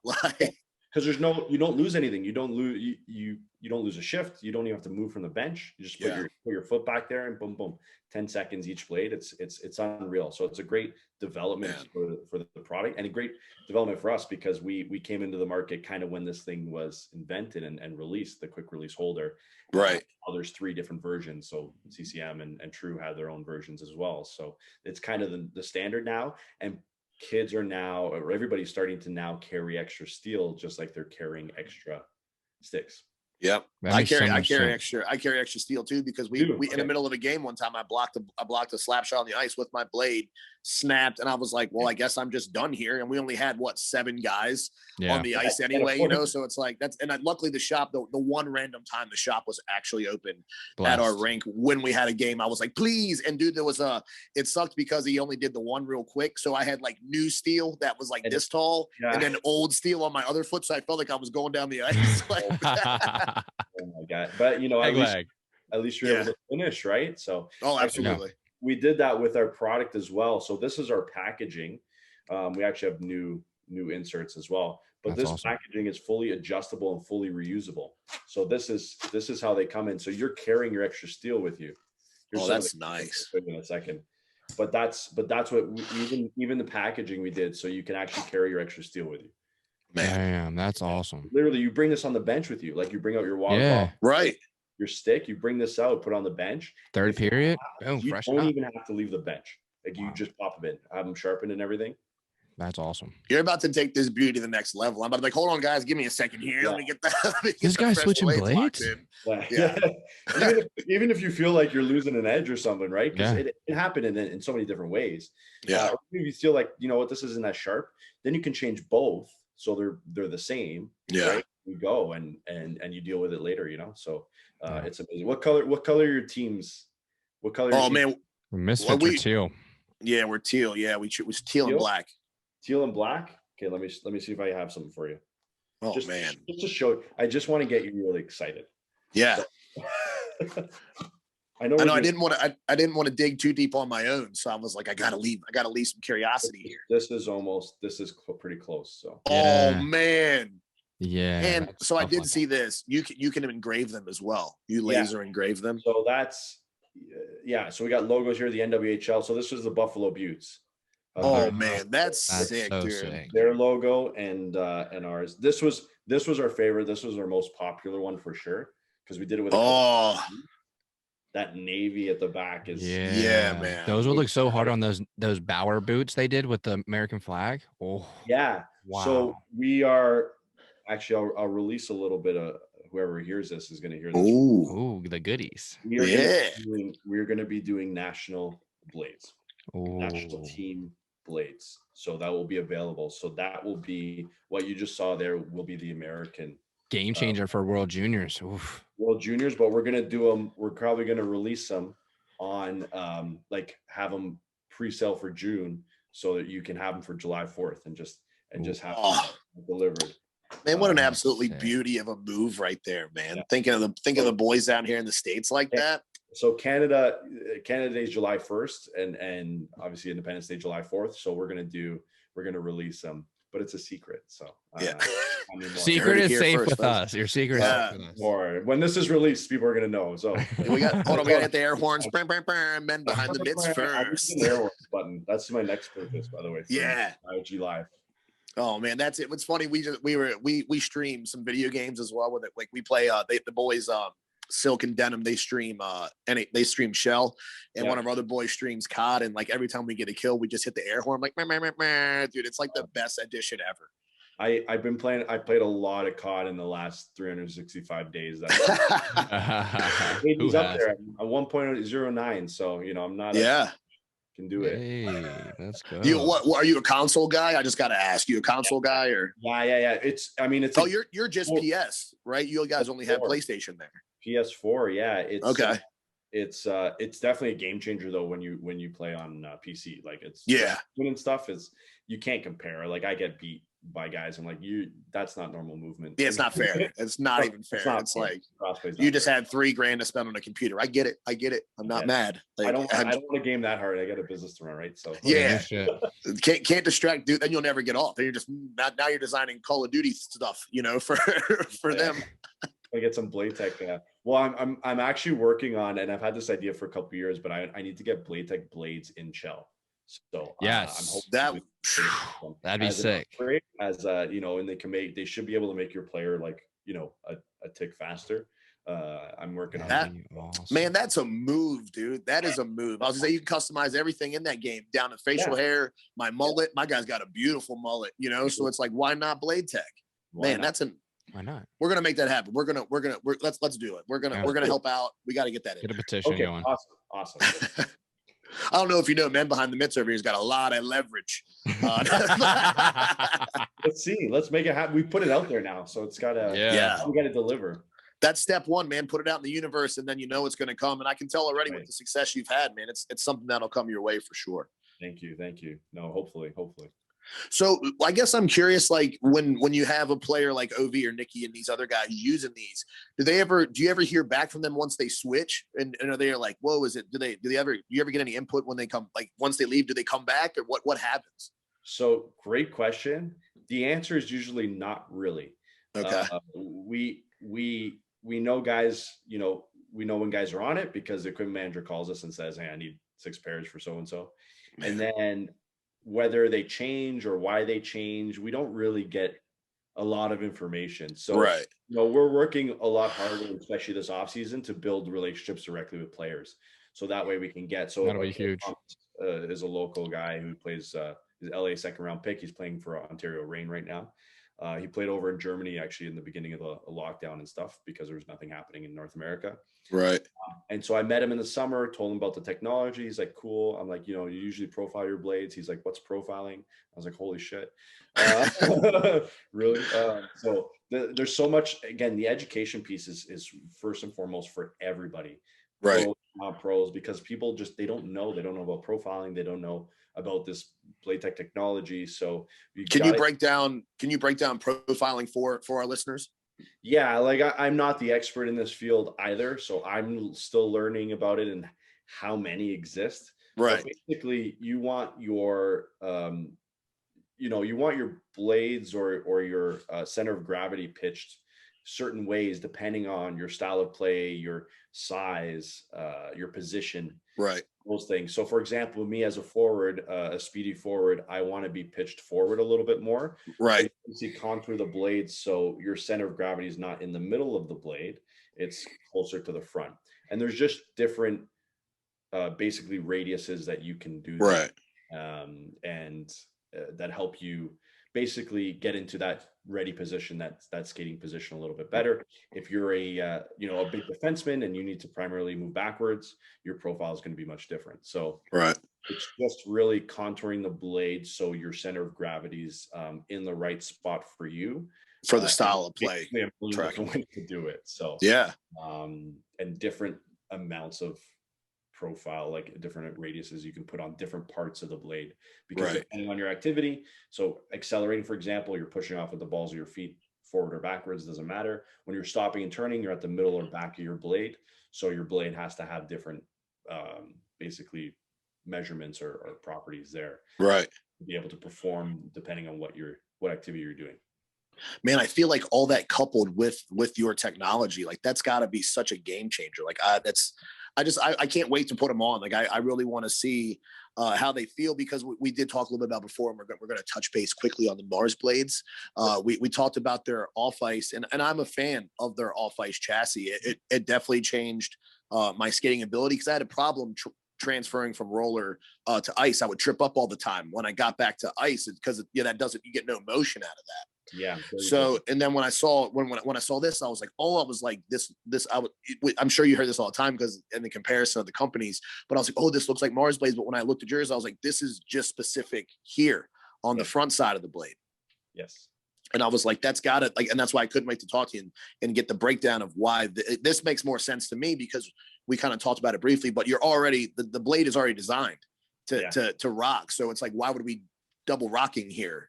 So yeah, it was too much. I mean, they did a great job of creating something for inline that felt right on ice, right? That was the goal, and they nailed it. I think that's one of the best, inline products I've seen for sure. Right. But then they took that same technology and went full 360 and tried to put it back on the ice, which again, mechanics of skating, and this is something we looked at originally when designing the technology and designing the product is, clap skate, for example. Clap skates work for speed skating because you're getting more blade on the ice at all times. But it only moves in a certain way because you're only going forward. Right. Right. And you're going only forward and you're only making left crossovers. So it's designed specifically for that. What we've designed is specific for hockey and hockey skates. So it has the right amount of motion in the right spots for what you're doing. Yeah, man. Putting too much motion or trying to do all these different things, they could feel good, like it might be smoother and stuff like that. But that's the solution or the goal is not just to feel good. The solution, the goal is to have better performance. And so at points when you're stopping and turning, you need something rigid. You need something hard, especially when you're stopping. It's got to stop. Yeah. You have to change. Hockey is not about that speed skating, long strides and long speed. About quick change of direction, edge work. That type of stuff that all hockey schools, power skating coaches at the pro level, this is what they teach is edge work and acceleration. Basically those two things. So we enhance that power of acceleration, right, with the flexing in the front third, because when you're skating, again, with the mechanics of skating, that's where it makes sense. Yeah. And I like how you described it earlier too, because you get like it not only does it flex for your push off, but then in return, you're getting that force back from the blade to get that extra speed, to get that, half second on that guy. Cause that's what makes the difference in a puck battle. And then also make it, like you said, a player's ability, the guy who stands out the most is the guy who can change directions the fastest. We know when we see those wingers come down, hit the brakes hard on the boards, look for the pass, or they get right back down in the zone and the defenseman's fumbling around because he was a second late on the stop, and then you're already moving while he's still stopping. Yeah. So that definitely translates, man. I'm not the fastest guy, but I feel like this is going to make it even better. I was just thinking that. I was like, man, if these could get me just that little extra edge where I'm not stepping on sticks when I'm on a breakaway and getting tripped, to get that little bit of gap that I need, that'd be amazing. That'd be amazing. It's just gonna enhance whatever you're doing. So if you're not the fastest guy, this doesn't make you the fastest guy all of a sudden, but it's gonna give you an increase in speed on what you're used to, for sure. So that's key. And you look at the top 5 players in the NHL, for example. They are all phenomenal skaters, not good skaters, phenomenal skaters. And that's what people forget, because people see, what stuff, the stuff Connor McDavid does with his hands and his vision, the way he finishes up close, but he does all that at speed, and his work and the way he moves on the ice. Matthews and Marner, who we watch in Toronto every night, the way they move on the ice is that Marner especially. It's a show. He puts on a show. Yeah. You could remove the stick and skate, and he would look like an amazing figure skater, honestly. Yeah, I was gonna say he's so fluid. Like, he's so fluid, makes it look so easy. It's incredible. So skating is the part of the game that everybody needs to improve and everybody can do better. And the fact now, the way rules are called, where you can't touch a guy, you can't slow a guy down. Speed kills. Speed kills 100%. It's funny because a lot of the number one thing I always hear about hockey is 2 things. One about goalies, which we won't. They're like, "I'll put the fattest guy in net." Like, yeah, it doesn't work. That doesn't make any sense. And then, oh shit, I done lost where I was going. Oh, and then this happens all the time. And then 2 is everyone's like, I feel like if I could skate, I'd be great at hockey. I'm like, you understand how many facets there are to this game? Like, and the number one fundamental is the thing you can't even do. And then to wrap your head around it, I always tell people too, like, this is something that people are like, oh, I'm interested. I've never been to a game. And I'm like, go to a game. It'll change your life. Yes. If you understand how fast they're moving in real time, like you're there, not from an over top view. Yeah, man, it's a totally different sport. And, one of my favorite players I always talk about is TJ Oshie. And this guy, TJ Oshie, is a prime example of a guy who's always battling. He's on one leg, like, all the time down low. It's like, how do they do this at speed, one leg, getting cross-checked? It blows my mind, man. And for people to not, I guess it's not that it's discounted, but I still can't believe that hockey's not a top 5 sport in the United States. Like, it blows my mind. It's tough. It's definitely a cultural thing for sure, because it's as that, those friggin' crazy guys up north are doing, right. Northern states and Canada, obviously, but it's if you think about the speed and agility and strength and everything that you need to have, you're skating on a 3 millimeter wide steel. You're skating on swords, basically. Just ninjas. Conceptually, you're like, first of all, why would anybody do that? Secondly, like, how hard that is to I see guys like fighting and stuff, and I was like, how hard it is to stand there and throw punches and take punches, like, not that you get yanked around too, and stay on your feet. Like, it's crazy. I have the utmost respect for the guys that do it at the highest level. The speed and stuff that they do it, and it is amazing. It is amazing. But so for players developing, like, this is the number one thing. If you are in the right, you don't have to have the best shot, the best hands, all that stuff. If you can be in the right places at the right times, better, faster than everybody else, golden. You're golden. Gretzky was never known for anything particularly. He didn't do anything particularly well, except play hockey. Like, but skating, no. Shot, no. Obviously, passing, probably the best ever. But it's just that he didn't have like that standout skill. It was just but he was able to be around where he needed to be, and Yeah. if you can skate a little bit faster, that's just going to help you. Yeah, and it's funny. That's something that I talk about all the time in my game, because like recently I went through this like weight loss, and I noticed that like I was like, oh, I don't even have to rely on making a toe drag or looking for an opportunity. I can just keep skating, and like it's weird about my game. Like I said earlier, like I'm 32, and this is kind of like this is the best I've ever been at hockey. It's so weird to say that, because so many of our friends are like, man, I was so much better when I was 19, 20 on this national team and this. And I'm like, man, I was horrible then. Like, you know what I mean? Like when you weren't good in your early career, like I wasn't either. So like you can only get better, maybe. I don't know. The way the game is going too, skating. Sorry, I didn't want to get you're this off good. my mind is that you have to be a great skater. Like you could lack a shot, you could lack a little IQ, but if you can't keep up with the pace of the game, then you're lost. You're out already. So yes, skating is huge, right? There's a guy we have here, Mikheyev, who's a third liner, Russian guy, and he kept up with McDavid actually because they play each other all the time, right? Toronto, right? And he kept up. He chased McDavid down and caught him and stuff. Like he's an unbelievable skater. If he had a better hands, he would have like 10 or 15 more goals, because he's been in so many amazing positions, right, to be able to score, and just hasn't, or he's also had some bad luck. He's a good solid player, but it's skating, and his skating stands out, and he's going to be effective because of that.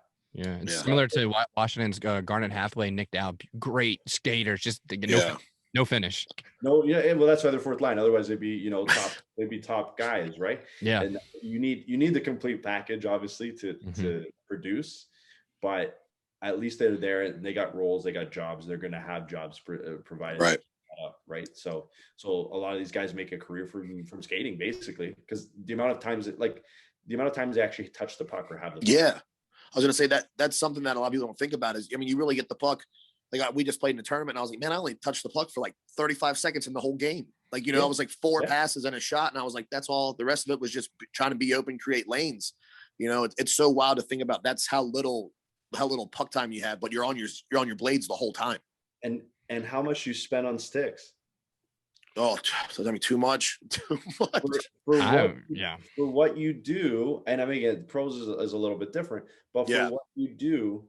So the average player, which most of us are not professional hockey players that play hockey, the value added for dollars spent, probably the worst on sticks. Yes.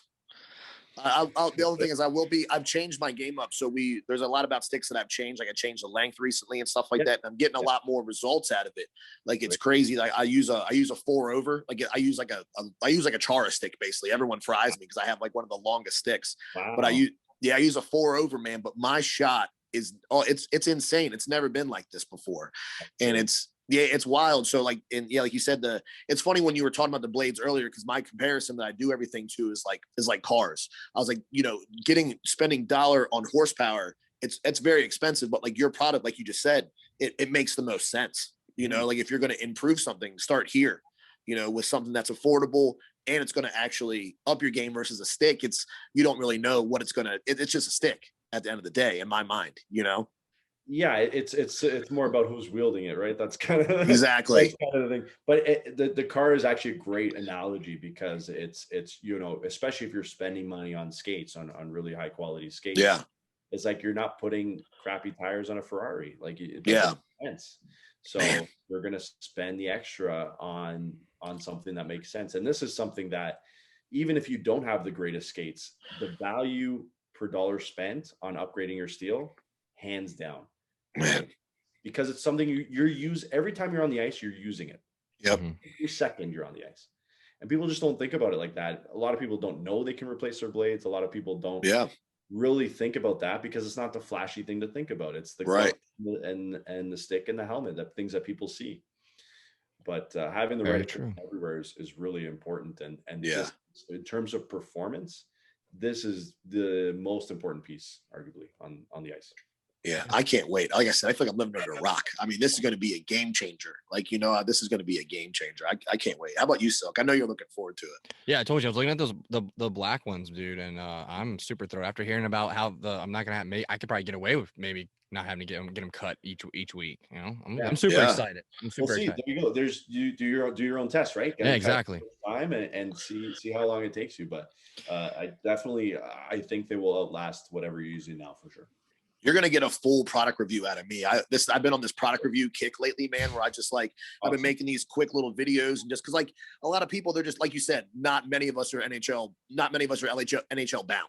Like we're not, we're a bunch of beer league buttes. We play in some competitive tournaments. So just something this simple where it's maybe this will improve my game that much more, like you said. And man, that's such a great option, man. I'm so excited for your product. I'm not even gonna lie. No, thanks. I appreciate it. And that's what we're doing. We're trying to get the word out there. No, we exist. We're around, we're in the NHL, but it's really going to help, guys that are NHL bound, 12, 13, 15, 16 that are going to major juniors up here, or in development, the US development program. They're looking for everything they can get. Yeah. They can get and anything to help them develop and be, showcase themselves. Right. That's what their goal is. But even to the guys, in their 30s like us that play once a week and want to have our goal as simple as I don't want to get hurt because I got to work tomorrow. You ain't lying. You are not lying about this. This is the goal, right? Everybody has a goal and their own purpose. So yeah, we've had guys call us or email us and say, I went to bed with no pain last night, and that's never after a game. That's never happened. That's huge.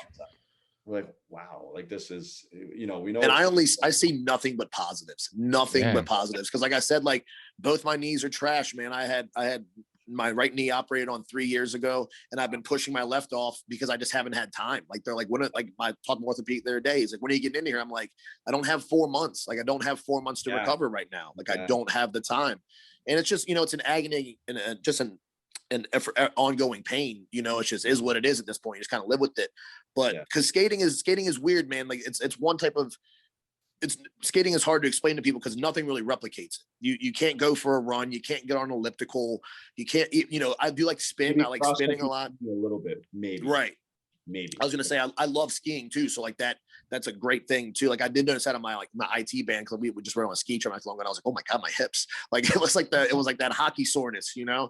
So just being able to if I can reduce that pain, man, and reduce the pain and then play better, skate faster, everything else. You're gonna play better if you're in less pain because it's not when you're pain, your mind is there, right? It's distracting.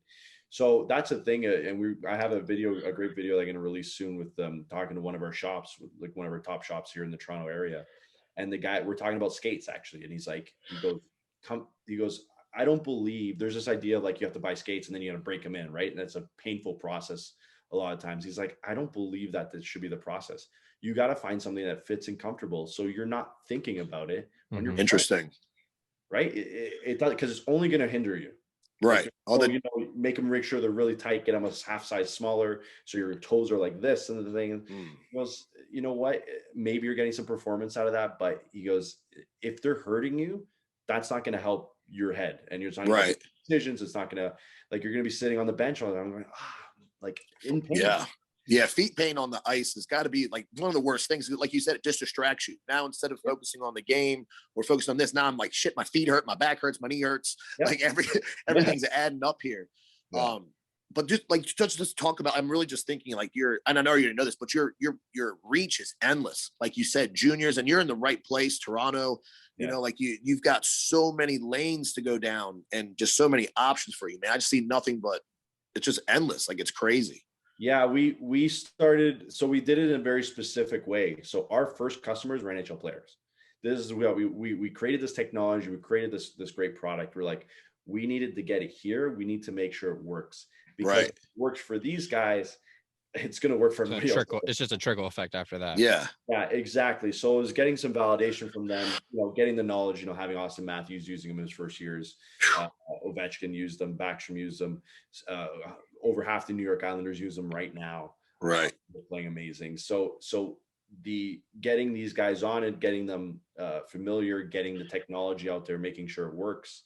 and making sure, because at the end of the day, we do all the studying, we do all the tests, but at the end of the day, if these guys don't like it and it doesn't feel good and it's not adaptable, right, you can't adopt it, then it's not going to work as a product. So so that was important. And then now we've done that, for the last almost 6 years. It works. We've got tons of pro players in Europe. We've got great partners in Europe who get out because every country has their own league. So and now we're getting a grassroots level. So we're selling a ton online of smaller sizes. So we know we're getting kids early, and there's certain kids, like when they get 16, 17, they've played so much that their knees are shot at that age. Yeah. It ruins their chances of developing faster, and just ruins kind of their experience playing hockey. Yeah. So if you can have that cushioning effect and that performance from 8, 9, 10 years old ongoing, you're just gonna have a better shot at it and a better career. Having that technology, and it's just something that wasn't available before. Damn, it's so crazy. It's such a niche market, whoever would have thought of, like, just in the first place, of changing out the blade and to think of more. Like, hats off. His name was Jeff, right? Hats off to Jeff, man, for coming up with that. It's just something he's obviously a really smart guy and a talented engineer, and just looked at skates and said, basically asked this question. He's like, you go look at the $100 skate and the $1,000 skate, right? And there's every $100 you get a different skate.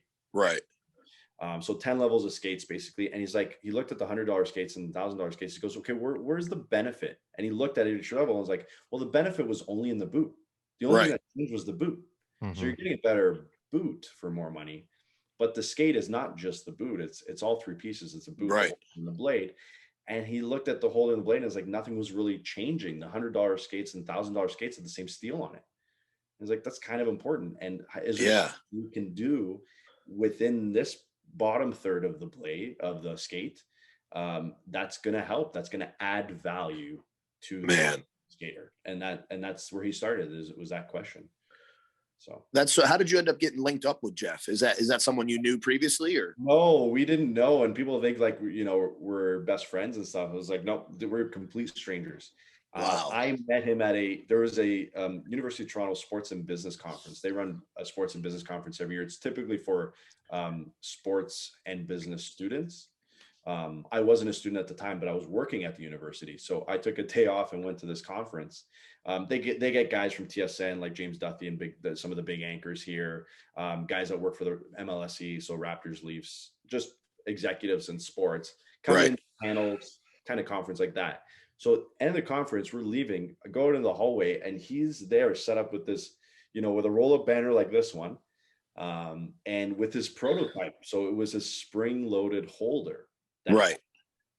And I listened to him. He was talking to kids because kids were looking for internships and stuff like that. And I was like, I'm not interested. So I didn't even talk to him. I go, listen. I saw him. I'm like, okay. His cards were on the table. So I swooped in, I grabbed a card, and I emailed him the next day and said, Jeff, I saw you at this thing. I said, this is a great idea. I want to help you build a business. Right. And there you go. The rest, as they say, is history. Yeah, man. Back and forth. We met for lunch one day. And I had small business experience throughout my entire life with doing business with my dad. And I'm like, I can do this, this, and this. And I just knew where this needed to go and how to get there. And we started, and we just happened to work really well together. It just kind of one of those things. And that makes it even better, dude. When you just get in a groove like that and everything's flowing, man. We get caught in these creative bubbles, man. It's so refreshing, you know what I mean? To have someone who just is on the same page, and it seems like that's what you guys had.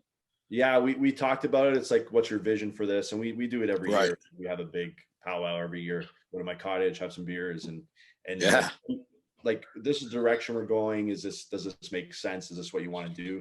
And we've had the same vision for it from day one. Is like, this is something that should be in skates already. Yeah. When you buy the skate.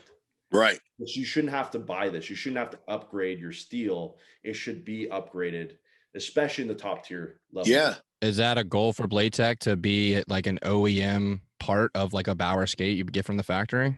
It makes sense, right? Yeah, no, it does. It would make more sense to at least have that on their top model. Maybe not all of them. Yeah. And it really makes it worth the extra money. You get the BLADETECH blades. Yeah, Exactly. So we want to give at least the option and stuff. I mean, the option is still there no matter what skates you buy, which is great. It's actually good too in that way, because now you don't have to buy the top end skate to get BLADETECH. You can actually save that $100, buy the instead of paying $500 for skates, buy the $400 skates, because again, don't forget the value is only in the boot. Yeah, man. The boot. So spend 400, spend that extra 100 on a BLADETECH steel, you're going to get better performance. I feel like I was blinded by the boot and never put that together. Like the boot matters, okay? Because I went from, like we talked about growing up, I was a two pair of socks kid. Now I fell in love with my boot. I don't even wear socks, so the boot definitely matters. Yeah, it's not like it doesn't matter. Like a $100 boot and a $1,000 boot, there's a big difference. It's a much better boot, but it's one piece of one piece of the skate. So the boot has to, you gotta buy a good boot. It's gotta feel right. It's got, especially if you're, again, our age, and this is going to be the last boot you're going to buy for a while. Yeah, hopefully a while. Hopefully. I mean, the middle tier of skates now is really improved. So what you get for your money is much, like what you can get for $300 or $400 now is much better than what you could get 5 to 10 years ago. Yeah, absolutely. I still go by the rule of thumb, though. I mean, if there's a reason why it costs that much, there's generally value there. Like I've learned that as I've gotten older and have a little bit of disposable income, you're like, oh, I can afford an extra. And we're a little bougie when it comes to hockey equipment. Not gonna lie. 100%. I mean, you get what you pay for at the end of the day. That's still relatively true. And as long as people aren't jerking you around and selling garbage or snake oil. But this is something that, again, that's why our blades are at the highest end of the market. Yeah. It's high quality. You're not going to get a better quality steel, period. And you don't get technology like this unless you use these blades. So yeah, man, it's there for those who want it, and more people want it, which is great. Yeah, it's so, and I want it too. And it's stamped. You got, like you said, you targeted it right. You start with the pros. Just go right to the top.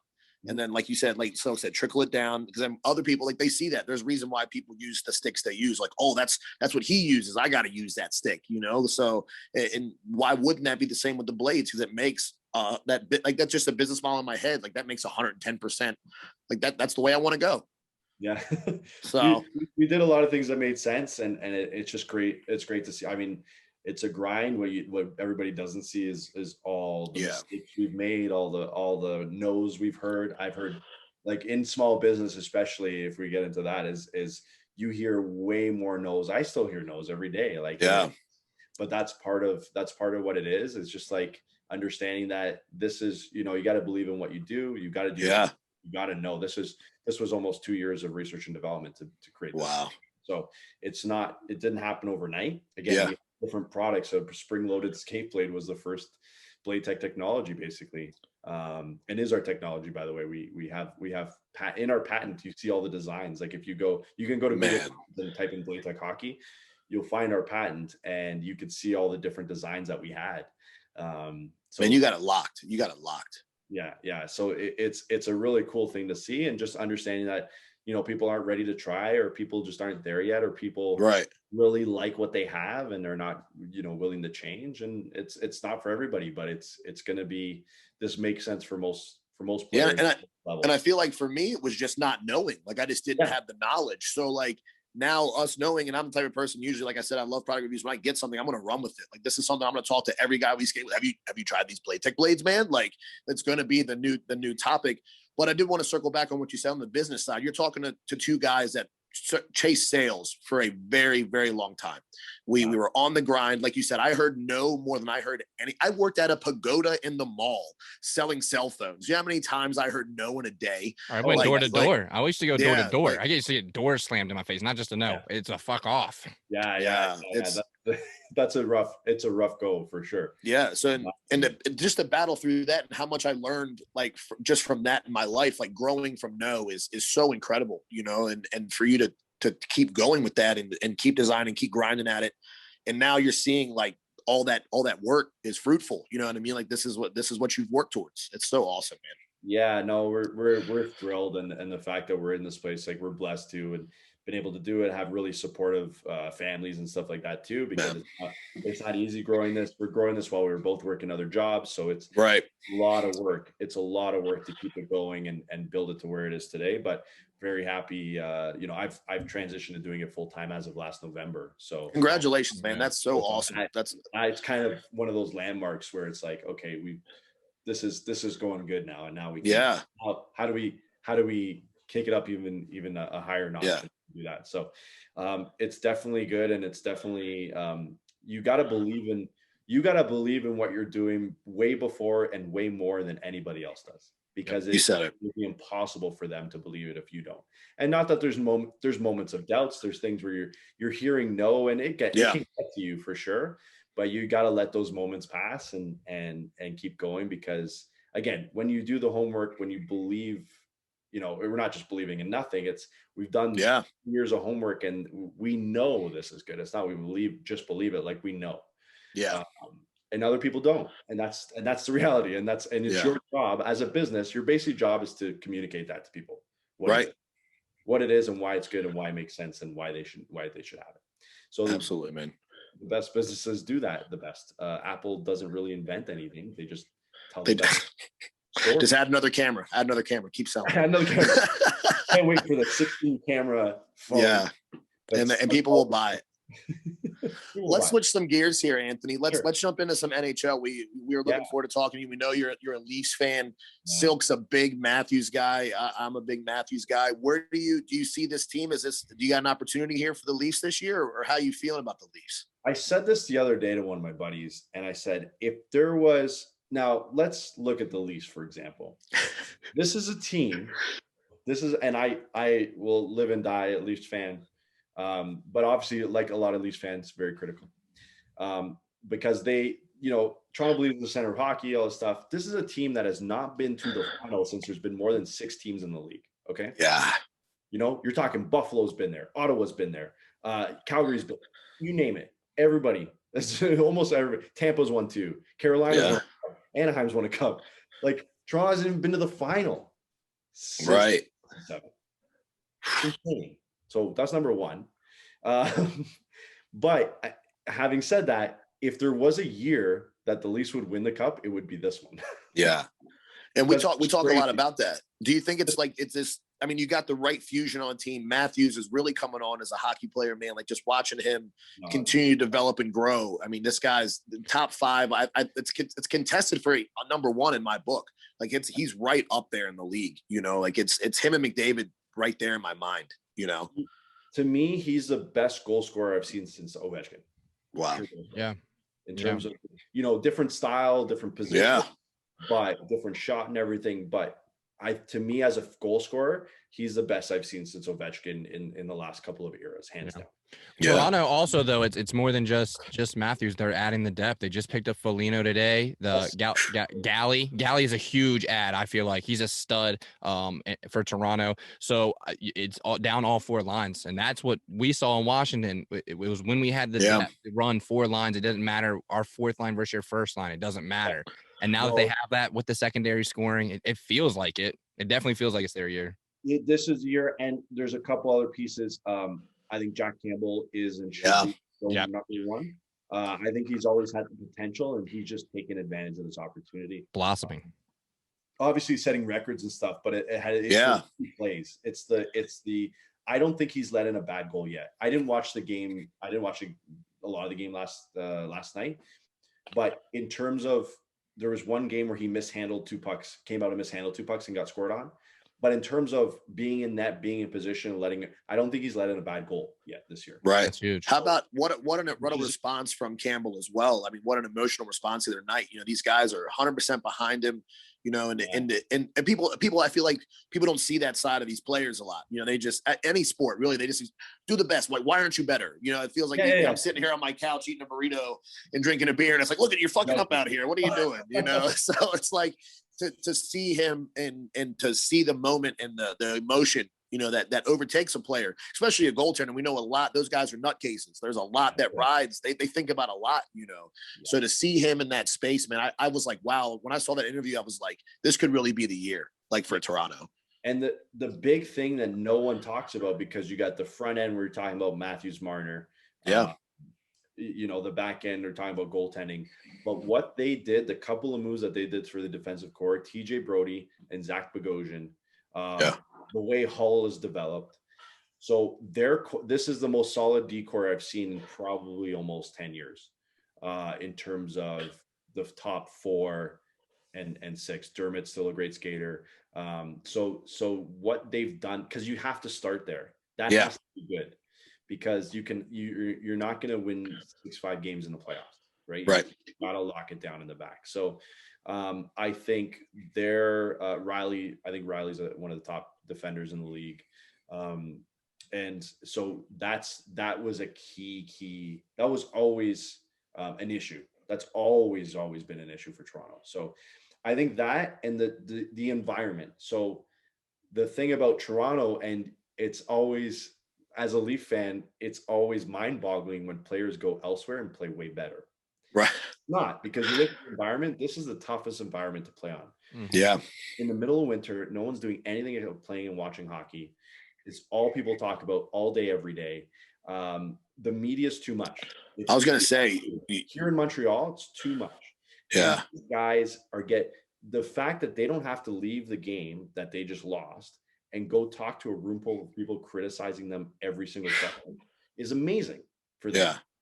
It's amazing that they don't have to do that. So they get to talk to somebody through a headset, and no one's going to be, I don't think you're asking the same questions when you're remote. I don't think you're asking the same idea, because you can't look the guy in the face or they'll just take off the headset and walk away. Right. Like you just can't do the same media things. And that benefits Toronto more than anybody else in the league. I was going to say that, especially up north, man, they're just, the news media will skew, and they're so rough on these guys. And like, you're just a journalist. So you're like, you know what I mean? Like it's easy to criticize, right? It's their job, and they're creating content, just like, we're creating content now. But in terms of, I think it directly affects the performance and what people think and how they feel in the room. So I think what you're seeing, and because, the way Jack Campbell's been embraced, the guys, they look like they're having fun. This is what watching the Raptors win a couple years ago, because they look like they're enjoying themselves, and that's what you want to watch. And the performance comes out of that. So it's not like you win and then you enjoy yourself. It's like, no, you're enjoying yourself, and winning happens. It's in that order, and people don't realize that. Man, so it is a much more enjoyable experience not playing in front of a home crowd that boos you when you don't score. Yeah. You know what I mean? It's these things, they add up over time, and they, when you're playing 40 something home games in front of that type of crowd, wears you out. Roads are empty because there's all business people, and they're in the boxes doing stuff. It's the environment here is very different. And it's not good for winning. That's what I think. But now I was going to say, that attitude, we talk a lot about with the Capitals, man, and we're pulling for them this year. If it's going to be a year again, like, why not this year? And something we talk about a lot is the attitude. We watched on Instagram, like, and them in the tunnel, like how much, just like their high fives, like how much fun they're having just before pre-skate. They're all smiles, like, I feel like that's so important. And we talk about other teams like Winnipeg and stuff like that don't have that vibe. Like, you know what I mean? Like they're just not having that winning vibe all the time. It's like, don't forget, like, you need perspectives. Like, you guys are getting paid millions of dollars to play hockey. Yeah. Well, like, enjoy it. Absolutely. It's not going to be forever. It's going to be the next 10 years if they're lucky. Yeah. Yeah. And so enjoy what you're doing. And I think the best team, if you look at when somebody wins a Stanley Cup and they do the on-ice interviews after the game, no one talks about, I'm glad we did all these drills. I'm glad we play with, this super, Stamkos or Kucherov. It's like, I would die for these guys. I would go. Right. Like, they have that type of bond and that type of environment. Yeah. Where they really enjoy themselves, and really, that's what makes a difference. And you get great performances out of that. It's usually a third or fourth liner who comes out in the playoffs, right? And it's like your third or fourth line has to beat the other third or fourth line, because the top two lines cancel each other out. It was Smith Pelly for us. Smith Pelly showed out. 7 goals in the playoffs. Like, it wasn't just, that's not a coincidence. It doesn't just happen. It's guy in the right environment, in the right headspace. Yeah. Right blades on his skates. So, getting it done, So I had to do that, sorry. No, absolutely. No, man. It makes all the sense. It really does.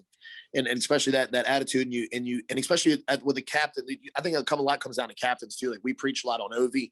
Like this is a guy who's fired up 24/7. You know what I mean? Like you got to have that intensity to just to translate it to the boys. To be in the same room as him, I think you got to be up there, right? Because he'll be out if you're not.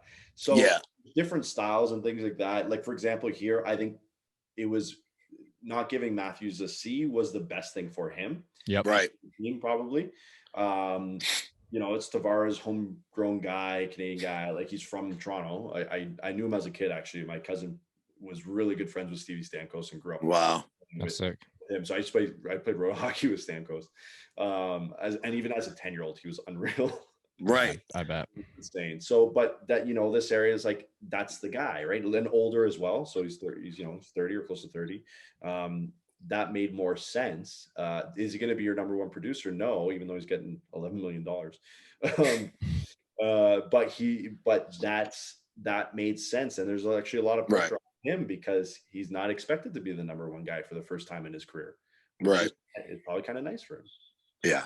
And I was just going to say, speaking of locker room vibes, I think a huge turnaround for Toronto was when Marleau came in too. I think you could see a transition in the guys' characters and it translated onto the ice. It helped, especially Matthews and Marner, because they got paired with Marleau and then they got paired with Thornton at the beginning of the season, and they're the kids, right? Mm-hmm. Right. Marleau's kids were almost a couple years younger than Matthews and Marner, I think. So it was like they're literally kids. And I think that helped them mature really quickly as professionals. So having, again, I think Dubas has done a great job of bringing those guys in, not necessarily for what they do on the ice. Yeah. Right. There's more to it. And especially with like Joe. Yeah. Oh, you like seeing him on so he's playing fourth line minutes now, which I think he should be at the way he does things and his speed. Right. He's just going to produce the same. He's not the same player. He's a Hall of Famer, no question. Mm-hmm. But him being around and his energy has been insane to see. Yeah. And that is infectious. And it's these guys looking like, okay, this guy at 40 years old is that having this kid-like energy is like, I got no excuse. At right. 22, 24.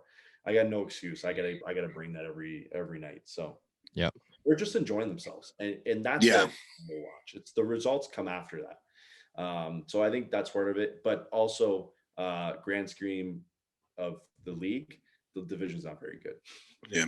How do you feel about that often? Is it Toronto blossoming because the division would they be doing this if they had to play Washington and Boston? Washington, Pittsburgh, Boston, right. The East Division is tough. It's scary. Yeah. The East Division. I have nightmares. Oh my God. I think those teams, you'll see a winner come out of that division, I think. Yeah. Or the Central. The Central has been scary too. They don't beat the crap out of each other. That's the only thing. Right. They've been beating the crap out of each other all year. Everybody's been beating the crap out of Buffalo.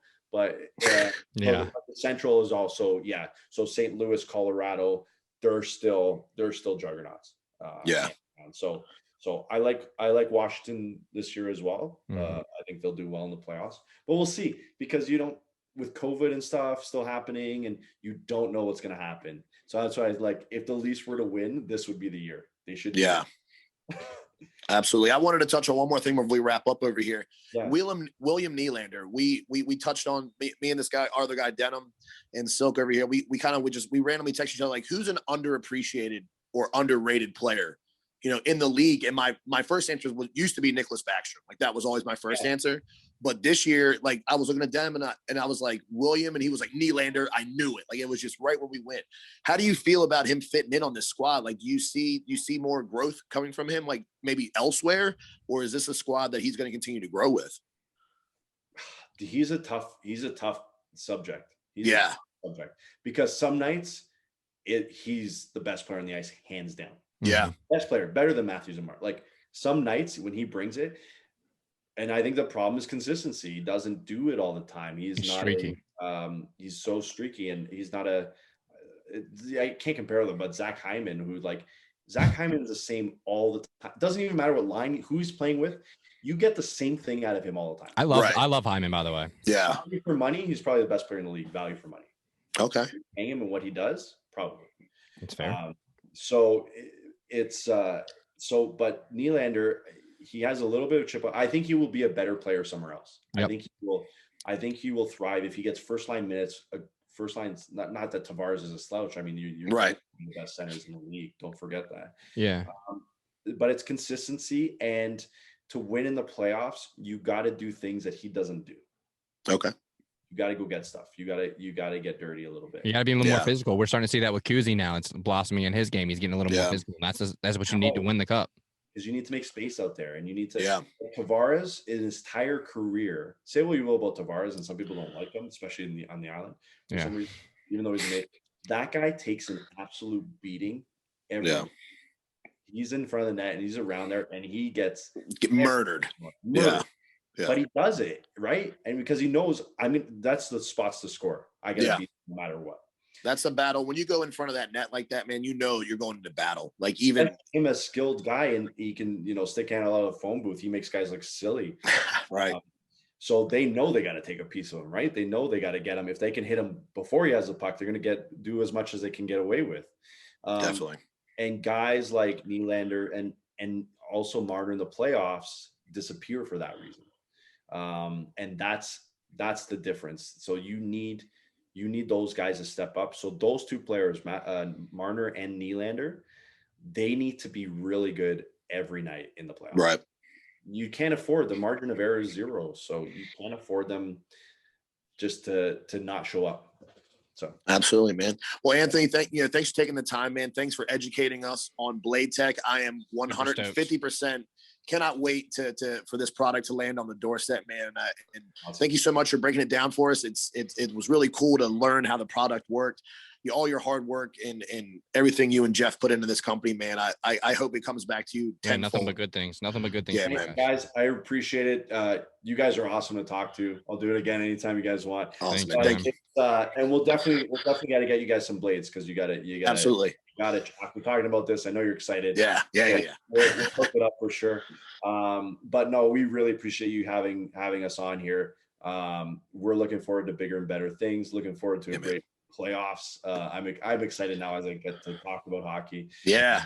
So we'll see what happens. And now we're locked down. I got nothing better to do but to talk hockey. Yeah, man. Hockey.